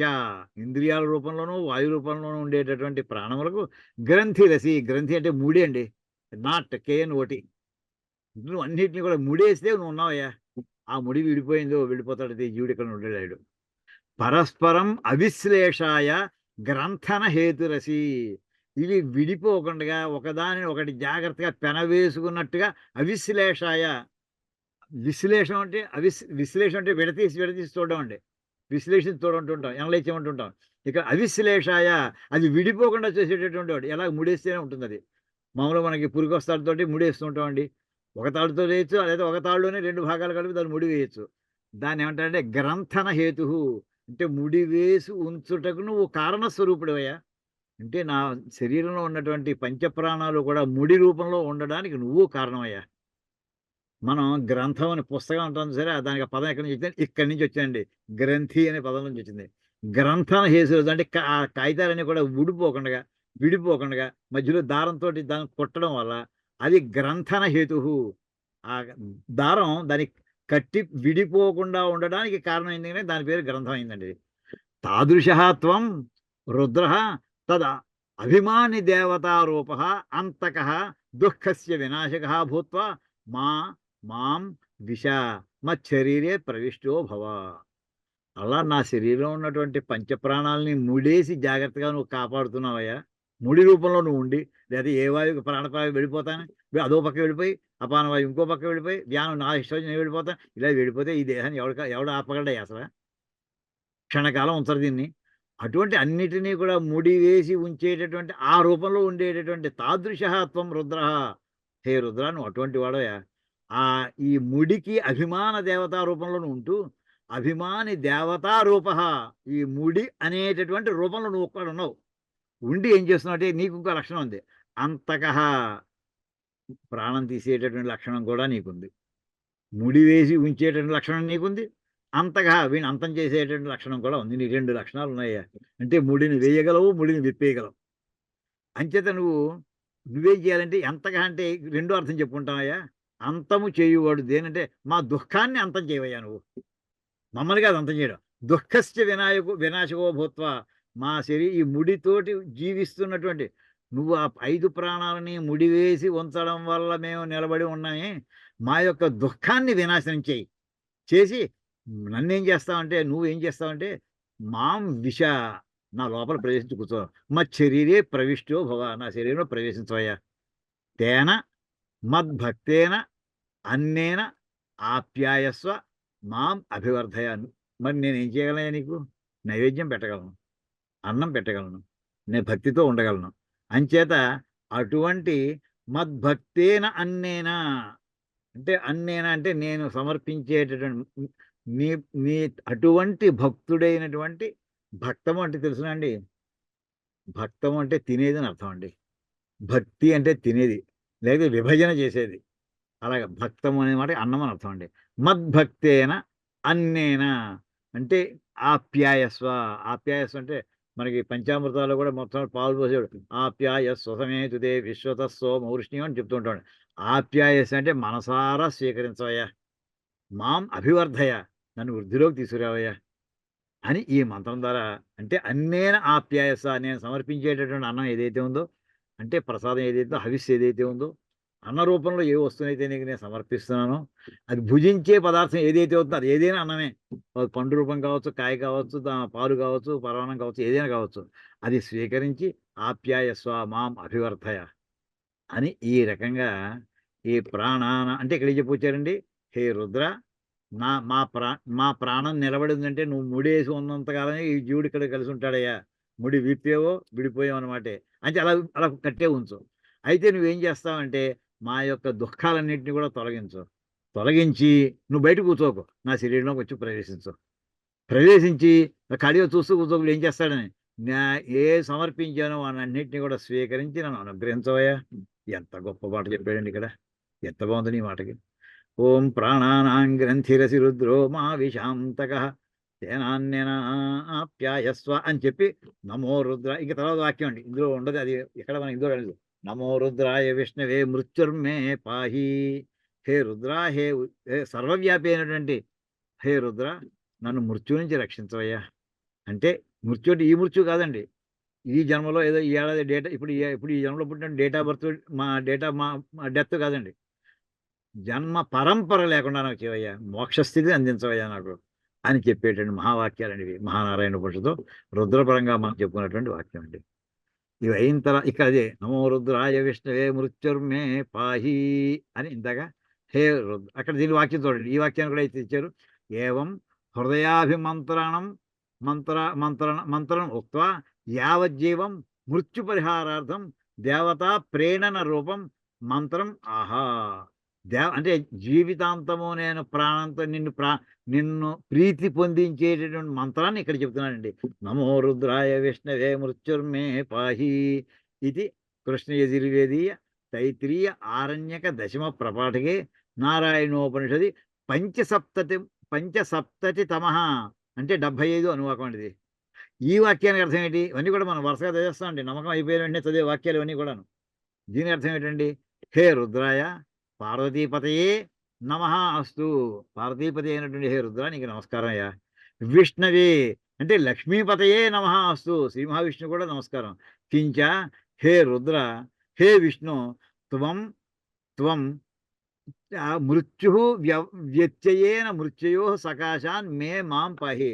అంటే ఇక్కడ విష్ణుమూర్తిని లేకపోతే రుద్రుని ఇద్దరిని కూడా నన్ను మృత్యు యొక్క సమీపం నుండి నన్ను రక్షించండి అని ఈ రకంగా అంటే మామూలుగా లౌకికంగా ప్రాణాపాయంలో ఉన్నటువంటి పరిస్థితుల్లోనూ ఈ మంత్రాన్ని వాడుకోవచ్చు అండి. ఏదో మోక్ష స్థాయి కోసమే కాదు, అది లౌకికమైనటువంటి ఈ మరణాన్ని తప్పించడానికి ప్రార్థన చేసుకోవడానికి పనిచేస్తుంది. ఇందులో ఎవరెవరు ప్రార్థిస్తున్నారండి? రుద్రుణ్ణి విష్ణువుకి కూడా. నమో రుద్రాయ విష్ణవే అంటే నా నమస్కారం రుద్రుడికి, రుద్రాయ నమః విష్ణవే నమః. రుద్రుడికి నమస్కారము, శ్రీ మహావిష్ణువుకి నమస్కారము. ఏం కావాలి నమస్కారం పెట్టుకుని? మృత్యుర్మే పాహి. మే అంటే మాం, అక్కడ నాకు మే పాహి, నన్ను మృత్యు నుంచి రక్షించండి. మృత్యు అంటే ఇక్కడ లౌకికమైనటువంటి ఈ జన్మలో వచ్చేటువంటి మృత్యు కావచ్చు, జన్మ పరంపరలో వచ్చేటువంటి అనంతకాలాల్లో వచ్చేటువంటి ఆఖరి మృత్యు కూడా, అది కూడా లేకుండా చేసేయండి అయ్యా అని చెప్పుకొచ్చేటువంటి మహావాక్యాలండి ఇవన్నీ కూడాను. ఇది శ్రీకృష్ణ యజుర్వేది తైతీయ ఆరణ్యక దశమ ప్రభాటకే నారాయణీయ అపరనామధేయ యుక్తాయాం యాజ్ఞిక్యాం ఉపనిషది భాష్యే పంచసప్తమ. ఈ నారాయణ ఉపనిషత్తు, యాజ్ఞికి ఉపనిషత్తు కూడా దీని అంటారండి అని ఆ వాక్యాలు చూసామండి. ఇంకా మనం యాక్చువల్లీ చెప్పుకోవాల్సింది అనుకున్నది ఏంటంటే, మనం అభిషేకం మంత్రపుష్పం చెప్పేప్పుడండి సామాన్యంగా ఎప్పుడు ఈ వాక్యాలు చెబుతూ ఉంటాం. ఇంకో 2 మంత్రాలు వచ్చిన తర్వాత అంటే రుద్రుడికి సంబంధించి ఇప్పుడు అంత చివరికి ఏంటంటే నమ్మకం చెప్పుకున్నాం కదా, నమ్మకంలో రుద్రుడు ఏ రుద్రుడైతే స్తోత్రం చేయబడిందో ఆ శివుడికి సంబంధించినటువంటి మంత్రాలు మనకి మహానారాయణుడు అతి ప్రసిద్ధమైనది, అందరి నోట్లోనే ఉన్నటువంటి వాక్యాలు. ఆ వాక్యాలు చెప్పుకుంటూ దీని తర్వాత వస్తుందండి పురుషస్య విద్మ సహస్రాక్షస్య మహాదేవస్య ధీమహి తన్నో రుద్రః ప్రచోదయాత్. తత్పురుషాయ విద్మహే మహాదేవాయ ధీమహి తన్నో రుద్రః ప్రచోదయాత్. తత్పురుషాయ విద్మహే వక్రతుండాయ ధీమహి తన్నో దంతిః ప్రచోదయాత్ అని చెప్పేటటువంటి మొత్తం మహావాక్యాలని వస్తాయి కదా. వీటన్నిటికీ మనం భాష్యం చెప్పుకోవాల్సిందండి. ఈ వాక్యాలు చెప్పుకునే ముందర ఇంకొక 2 మంత్రాలు ఉన్నాయండి. అవి చెప్పుకున్నాక ఈ మంత్రాలు తర్వాత ఇప్పుడు చెప్తాం. ఈవేళ ఇంకొక 2 మంత్రాలు ఏమిటంటే, ఇప్పుడు చెప్పుకున్నటువంటి ప్రాణానాం గ్రంథిరేసి ఇవన్నీ అయిపోయిన తర్వాత జ్ఞానం అడగాలండి పరమేశ్వరుణ్ణి. ఎంచేదంటే ఆరోగ్యం భాస్కరాది ఇచ్చేది. ఆరోగ్యం కావస్తే సూర్యభగవాన్ని ఆరాధన చేసుకోవాలట. జ్ఞానం ఇచ్చేది, జ్ఞానం పరమేశ్వరుడి నుంచండి. మోక్షం శ్రీ మహావిష్ణువు నుంచిట. అది లెక్క. ఇక్కడ జ్ఞానస్వరూపుడైనటువంటి శివుడు ఎవరండి? దక్షిణామూర్తి. ఆ దక్షిణామూర్తి మంత్రం మనకి ఈ నమ్మకంలో మనకి మహానారాయణ ఉపనిషత్తులో వస్తుందండి. ఓం సదసస్పతిమద్భుతం ప్రియమింద్రస్య కామ్యం శనిం మేధామయాశిషం అని మంత్రం అండి. ఇక్కడ ఇది అత్యద్భుతమైన మంత్రం అండి. మొదలు అందులోనే అద్భుతం అనే పదం కూడా అందులో మంత్రంలో వచ్చింది. ఎంత విశేషమైన భావం ఒకసారి చూద్దామండి.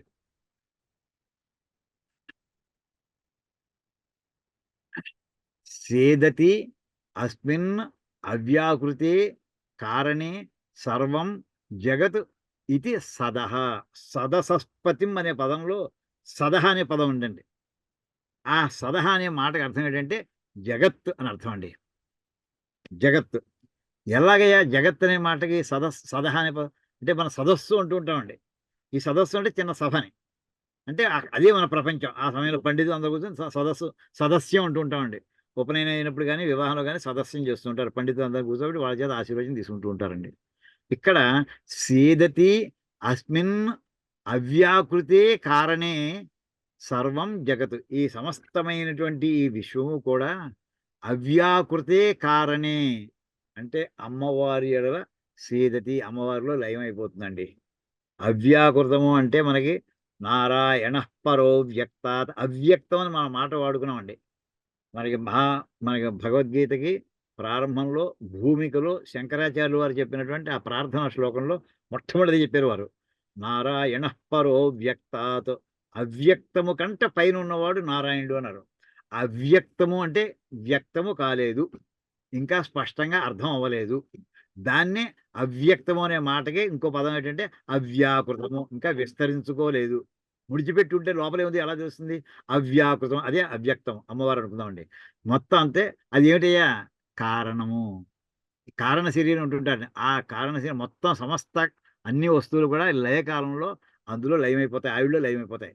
సీదతి అస్మిన్ అవ్యాకృతే కారణే.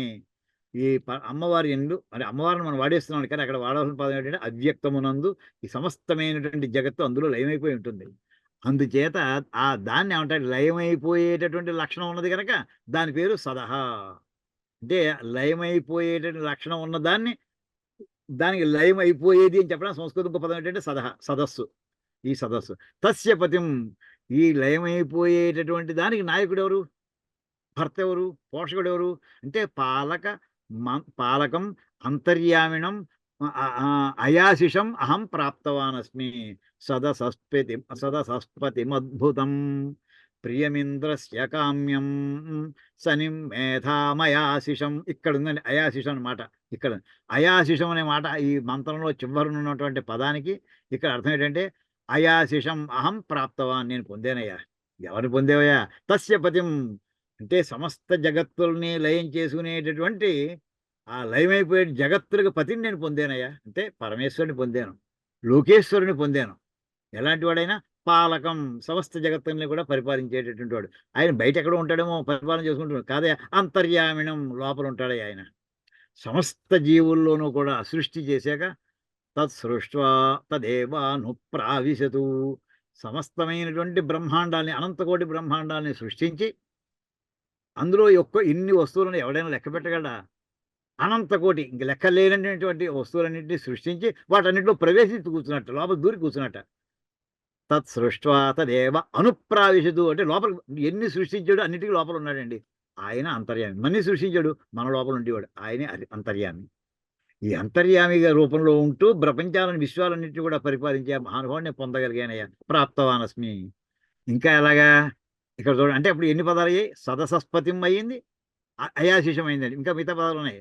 శీఘ్రం ప్రాప్తవాన్ ఇత్యనయా వివక్షయ భూతార్థ, నేను పొందాను అంటున్నాడు. పొందబోతున్నాను అనట్లేదు, పొందాలి అనట్లేదు, పొందేశాను అన్నాడు. అంటే పొందేశాను అంటే ఎన్నాళ్ళు పట్టింది? చాలా గమ్ముని పొందేశానయ్యా అని అర్థం. శీఘ్రం ప్రాప్తవాన్, చాలా గమ్ముని పొందాను నేను ఆయన అనుగ్రహాన్ని. చాలా గమనంటే అంటే అనంతకోటి జన్మలు పట్టలేదయ్యా నాకు, ఈ జన్మలో నాకు లభించిందయ్యా అని చెప్పడానికి అనయా వివక్షయ, ఆ మాట చెప్పడం కోసం భూతార్థ నిర్దేశ, భూతకాలంలో పదాన్ని ఇక్కడ క్రియను వాడడం జరిగింది. భూతకాలం అంటే అయిపోయింది, నేను పొందేశాను ఆ మాట వాడాడయ్యా. అంటే త్వరగానే పరమేశ్వరుని యొక్క అనుగ్రహాన్ని పొందగలిగాను అని అర్థం అట్లా. అయితే ఆయన ఎటువంటి వాడే? ఇంకా విశేషణానికి చెప్పకూడదా? జగత్తులన్నింటినీ లీనం చేసుకునేటటువంటి అవ్యక్తాన్ని దాన్ని దాటినటువంటి వాడు అన్నావు కదా, ఇంకో మాట అని చెప్పోయా. కీదృశం సదసస్పతిం, ఈ లోకేశ్వరుడు ఇంకా ఎటువంటి వాడయ్యా?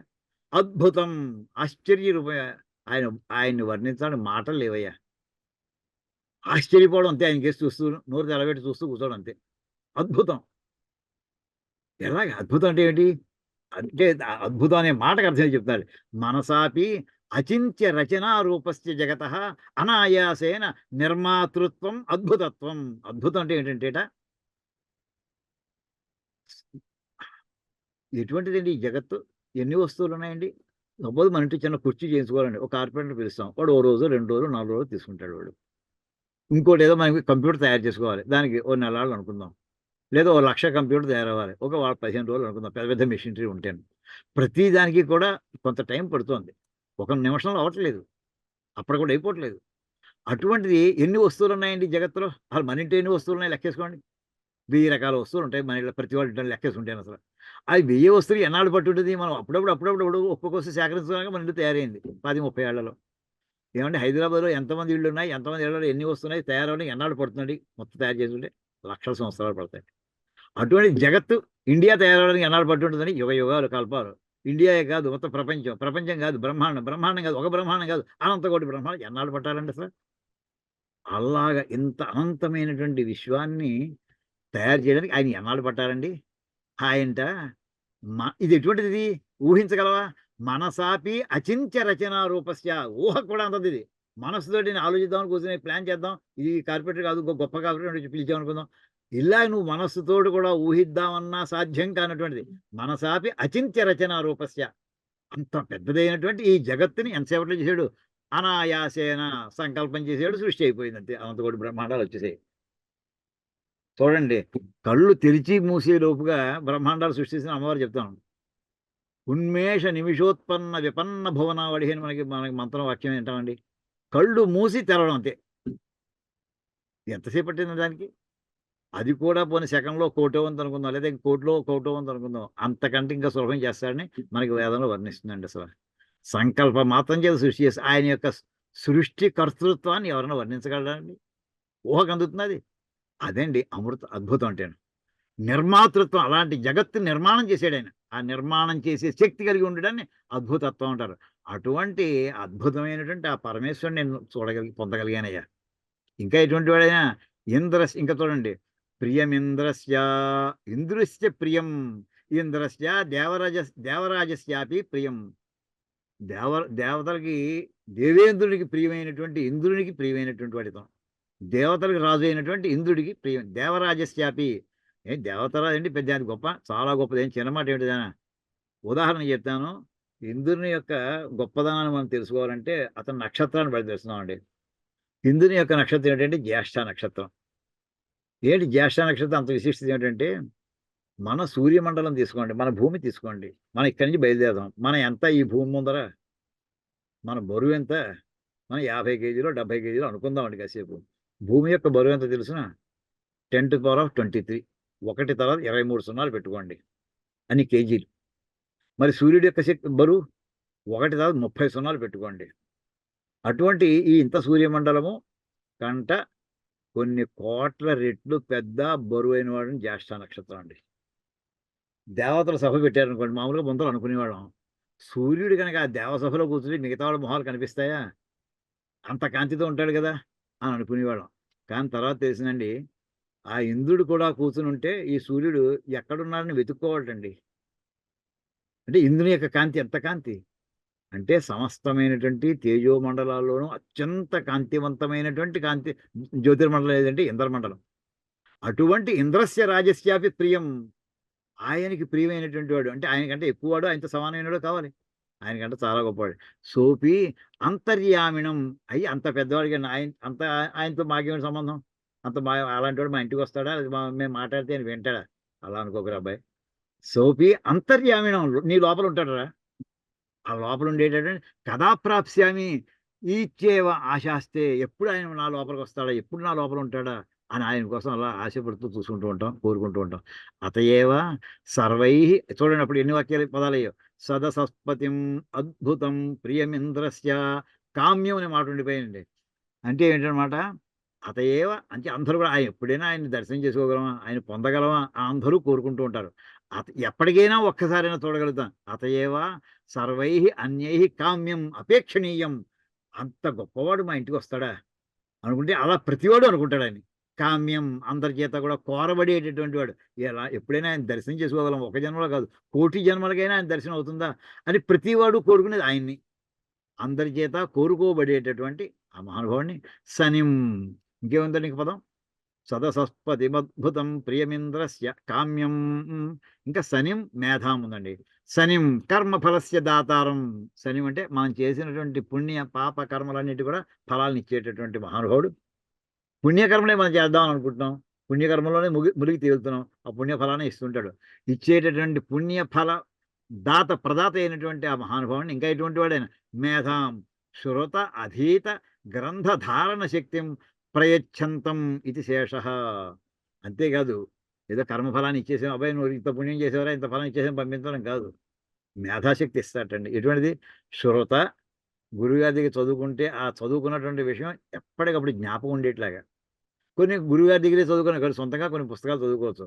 అధీత గ్రంథ ధారణ శక్తిం, ఆ చదువుకున్నటువంటి విషయాలు చాలామంది చదవచ్చు, కానీ ఆ చదివిన పుస్తకాలు అన్ని విషయాలు జ్ఞాపకం ఎలా, ఎంత కష్టం అది. ఆ శక్తిని ఆయన ప్రసాదించేటటువంటి ప్రయత్నం, అది ఇచ్చేటటువంటి మహానుభావుడు ఎవరయ్యా? దక్షిణామూర్తి. అటువంటి పరమశివుడు. మేధాం శృత అధీత గ్రంథ ధారణ శక్తిం అంటే గురువుల దగ్గర అధ్యయనం చేసినటువంటిది, గ్రంథమును చదవగా వచ్చినటువంటి ఆ విషయం అంతని కూడా నిలబెట్టుకునేటటువంటి శక్తిని ప్రయచ్ఛంతం ఇచ్చేటటువంటి మహానుభావుడైనటువంటి దక్షిణామూర్తిని మేము ఏం చేసుకుంటున్నాం? ఇక్కడ చూడండి, అయాశిషం ప్రాప్తం. నాకు అలాంటి మహానుభావుడు దొరికాడయ్యా. ఎంత అందంగా చెప్పారండి వాక్యాన్ని. తర్వాత అన్నిటికన్నా మించింది మనకి దీపారాధన చేసేప్పుడు చెప్పే మంత్రం అండి. అథ బహూన్యుపాధికం పరమేశ్వరం ప్రతిష్ట ప్రాప్త్యం ప్రార్థయితే. అయితే అన్ని రకాల మనం ఏ కార్యక్రమం చేసినా అగ్నిహోత్రుడిని ముందు నమస్కారం పెట్టుకుని చేస్తామండి. ఆ చెప్పి మంత్రం కూడా అందరికీ వచ్చండి. ఓం ఉద్దీప్యస్వజాత వేదోపఘ్నం నిరుతిం మమ పశుగుశ్చమహ్యమావహ జీవనంచ దిశో దిశ, కొంత దిశో దశ అంటారండి, కానీ మంత్రంలో నా మహానారాయణలో దిశో దిశ అని మాత్రం ఉంది. ఇది అని ఈ మంత్రం ఉందండి. ఇది కూడా ఒక్క 2 నిమిషాలు చెప్పేసుకుందాం.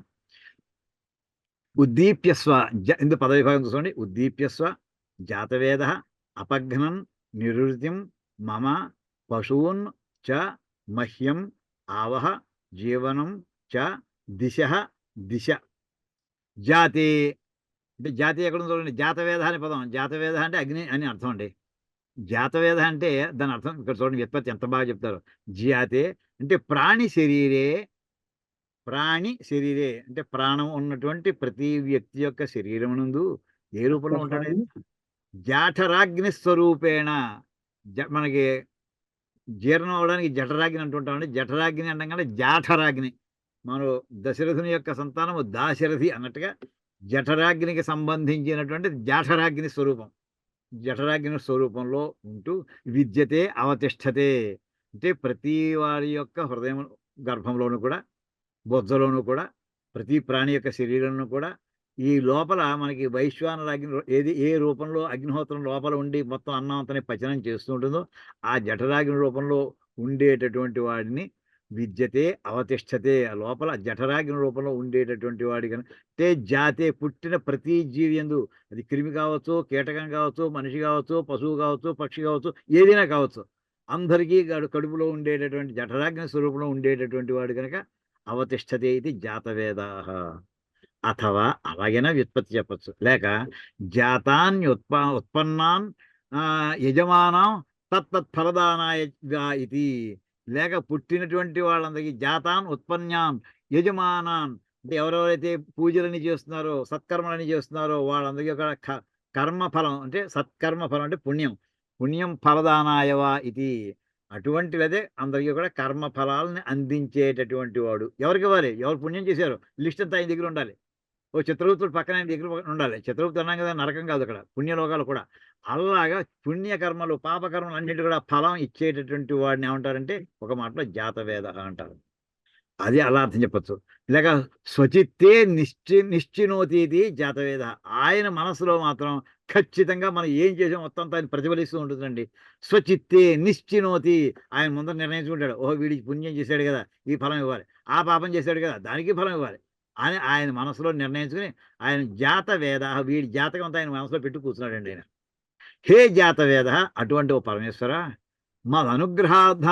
మదనుగ్రహార్థం నన్ను అనుగ్రహించడం ఉత్కర్షేణ దీప్యస్వ. అంచేత నువ్వు దీపరూపంలో బ్రహ్మాండంగా ప్రజ్వలించవయ్యా. అదేంటో దానివల్ల నాకు అనుగ్రహం కలుగుతుందయ్యా. ఏం చేస్తూ ఆయన ప్రజ్వలించాలట, దీపం పెద్దదవ్వాలట. పెద్దదవ్వాలంటే ఆరిపోవడానికి అర్థం కాదు, జ్వాల పెద్దదవ్వాలట. కిం కుర్వన్ ఏం చేస్తూను మమ అనిష్టకారిణీం నిరుతిన్ పాపదేవతాం అపఘ్నన్. నువ్వు జ్వాల పెరుగుతూ ఉంటే ఏమవుతుంది? కాంతి పెరుగుతుంది. కాంతి పెరగడం వల్ల ఏమవుతుందంటే చీకటి తగ్గిపోతుంది. చీకటి అంటే ఏంటంటే నేను చేసినటువంటి పాపాలు అనేటటువంటి అది ఒక నిరుతి రూపంలో ఉంటుంది. ఆ నిరుతి అంటే అనిష్టకారిని. అది ఎప్పుడు నన్ను దెబ్బ కొడదామని చూస్తుంటుంది, నాకు అనిష్టాన్ని కలిగిద్దామని కూర్చుంటుంది. నా పక్కనే ఉంటుంది. ఎవరు? నేను చేసుకున్న పాపమే. నాకు నేను చేసుకున్నటువంటి పాపమే నాకు ఎప్పటికప్పుడు అపకారం చేయదలుచుకుంటూ అది ఏ రూపంలో ఉంటుంది? నిరుతి రూపంలో ఉంటుందయ్యా, పాపదేవత రూపంలో ఉంటుందయ్యా. దాన్ని నువ్వు తొలగిస్తూ దాన్ని వినాశనం చేయవయ్యా. దాన్ని వినాశనం చేస్తూ నువ్వు జ్వాలను పెంచుకో. దానివల్ల ఏమిటంటే నా పాప ఫలం తగ్గిపోతుంది, నాకు కాస్త సౌఖ్యం తాం వినాశయ, నా పాపాలని తొలగించవయ్యా. లేదా పాపాన్ని కలిగించేటటువంటి ఆ పాప దేవతని తొలగించవయ్యా. తతః మదర్థం పశువు. ఆ తర్వాత ఏం చేస్తావు? అమ్మయ్య నా శత్రువు దూరంగా వెళ్ళిపోయింది, అప్పుడు నా ధైర్యం వస్తుంది. లేదా పక్కనే కూర్చుంటే నా శత్రువు కత్తిచ్చు కూర్చుని అనుకోండి, వాడు ఎప్పుడు కత్తిచ్చు కొడతాడు భయంగా ఉంటుంది అందరికీ. ఓ పాము పడవ ఎప్పుడు కూర్చుంది పక్కనే బుసలు కొడుతోంది, అది ఎప్పుడు కట్టేసి మనకి దేని మీద దృష్టి ఉండదు. ఎప్పుడైతే ఆ అపకారం చేసేటువంటి వస్తువు దూరంగా తొలగించేయడం జరిగిందో అప్పటికి మనస్సు కాస్త విశ్రాంతి వస్తుందండి. వచ్చి అప్పుడు ఇంకేం కావాలని అబ్బాయి ఇంకా అప్పుడు అడగడం ప్రారంభిస్తాం. మదర్థం పశూన్ గవాదీన్ జీవనం దీర్ఘాయుష్యం చకార అభ్యాం అన్యదపి సర్వం భోగ్యజాతం ఆవహ సంపాదయ. అప్పుడు నాకు సరే అబ్బాయి మీ ఇంట్లో ఆవులు తక్కువనేమో, రెండు ఆవులు ఇస్తాను అంటట అని చెప్పి పశువు. ఏమిటే పశువులు? గవాదీన్ ఆవులు మొదలైన. ఆవులు అంటే గేదెలు మొత్తం పాడంతా కూడా. ఇంతే కాదు, అరే అబ్బాయి ఆయుష్ కొంచెం తక్కువ ఉన్నట్టు కొంచెం ఇంకో 4 ఏళ్ళు లైఫ్ పెంచుతాను. జీవనం అంటే ఆయుష్. దీర్ఘాయుష్యం 90 ఏళ్ళు దొరకవు, 90 ఏళ్ళు దొరకవు, 100 చేసేద్దాం. చకార అభ్యాం అన్యదపి. అడిగినవి కొన్ని అడగనివి కూడా ఉంటే అవన్నీ కూడా సర్వం నాకు ఏవేవి ఉపయోగిస్తాయో భోగ్యజాతం, నా సుఖానుభవములకు ఏ వస్తువులు ఏవే పదార్థాలు అవి అన్నీ అవసరమో ఆవహ సంపాదయ. హే దీపరూపంలో ఉండేటువంటి పరమేశ్వర, నువ్వు మొట్టమొదటి చేయవలసిన ఏంటంటే నీకు అన్నీ తెలుసునయ్యా. నా పాపాలని ఆధారంగా పెట్టుకుని నన్ను కొడదాం అనుకునేటువంటి ఆ పాపదేవత ఉందో దాన్ని కొట్టు. అది వెళ్ళిపోయిన తర్వాత వెంటనే నాకేం కావాలో నువ్వు లిస్టు రాసుకుని నాకు అన్నీ పశువుశ్చమహ్యమావహ ఏమో ముందర అడిగేస్తున్నాడు తను. ఇవన్నీ ఇవే కాకుండా ఇంకా ఏమేమో అవి కూడా నువ్వు ఆలోచించి నాకు ఇచ్చేవయ్యా. తతః సుఖ నివాసార్థం దిశ. అంటే ఇక్కడే కాదు, ఇండియాలో ఉంటే నాకు సుఖం కలుగుతుందా, అమెరికాలో ఉంటే సుఖం కలుగుతుందా, ఇంగ్లాండ్లో ఉంటే సుఖం కలుగుతుందా, అది కూడా ఏ దేశంలో ఏ దిక్కులో. హైదరాబాద్ ఇరుసుమండలో ఉండేవాళ్ళం, హైదరాబాద్ ఉంటే బాగుంటుందా, పొడటిలో బాగుంటుందా, లేదా విశాఖపట్నంలో బాగుంటుందా. తతః సుఖ నివాసార్థం, సుఖంగా నివసించడం కోసం దిశ ప్రాచ్యాద్యా నివాసయోగ్యాని. అంటే మేము తూర్పు దిక్కుకి వెళ్తే బాగుంటుందా, పడమటి దిక్కుకి వెళ్తే బాగుంటుందా, దక్షిణం వైపా, ఉత్తరం వైపా, ఇలాగా మాకు నివాసానికి యోగ్యమైనటువంటి ప్రదేశాలు ఏవో తత్తత్ దిగ్గత స్థానాన్ని దిశ దేహి. ఆ ప్రదేశాల్లో మాకు ఆ స్థలాలు కూడా ఇప్పించవయ్యా. ఏంటండి ఈ కోరిక? దీపం వెలిగిస్తూ మనం అడిగేది ఏమిటంటే అల్టిమేట్లీ పరమేశ్వరుణ్ణి, పాపాలు తొలగించు, మమ్మల్ని అనుగ్రహించవయ్యా అని చెప్పేది గొప్ప శ్లోకం అండి. సంపాదితానాం తర్వాత సంపాదితానాం గవాశ్వాదీనాం అవినాశం ప్రథ ఇచ్చేసాడు, బాగానే ఉంది. మనం తిన్నగా నిలబెట్టుకోవాలి కదా. ఆ నిలబెట్టు తర్వాత మానో హిగుంసి ఇజ్జాత, మనకి మంత్రం ఈ నీరాజనం చెప్పే మంత్రం వస్తుంది. మానో హిగుంసి ఇజ్జాత వేదోగామ శ్వం పురుషం జగదు అభిభ్రతగ్ర ఆగహి శ్రియా మా పరిపాతయ అంటూ మనకి మంత్రం తర్వాత భాగం వస్తుంది. కానీ ఇవంతా కూడా రుద్రరూపమైనటువంటి ఈ పరమశివుణ్ణి మనం ఎన్ని మంత్రాలతోటి ఆవాహన చేసుకోవాలి, ఆరాధించుకోవాలి, ఆయన ఆశ్రయించుకోవాలి చెప్పేటటువంటి దాంట్లో ఈవేళ కొంతవరకు చెప్పుకున్నామండి. మళ్ళీ వారం తత్పురుషాయ విద్మహే ఆ వాక్యాలు, తర్వాత ఏమో నిధనపతయే నమః వాక్యాలు అవన్నీ ఇంకా ఉన్నాయి. అవన్నీ చెప్పుకున్నాక అప్పుడు మెల్లగా మనం చమకలో ప్రవేశిస్తాం. ఇక్కడ ఆపుకుందాం. ఓం కాయేన వాచా మనసేంద్రియైర్వా బుద్ధ్యాత్మనా వా ప్రకృతే స్వభావాత్ యో రుద్రోగ్నో అప్శివాష కరోమి మంత్రాలు యజ్జత్ లేవండి. సకలం పరస్మై నారాయణాయేతి అలాగే సమర్పయామి. అయం మే హస్తో భగవాన్ అయం మే భగవత్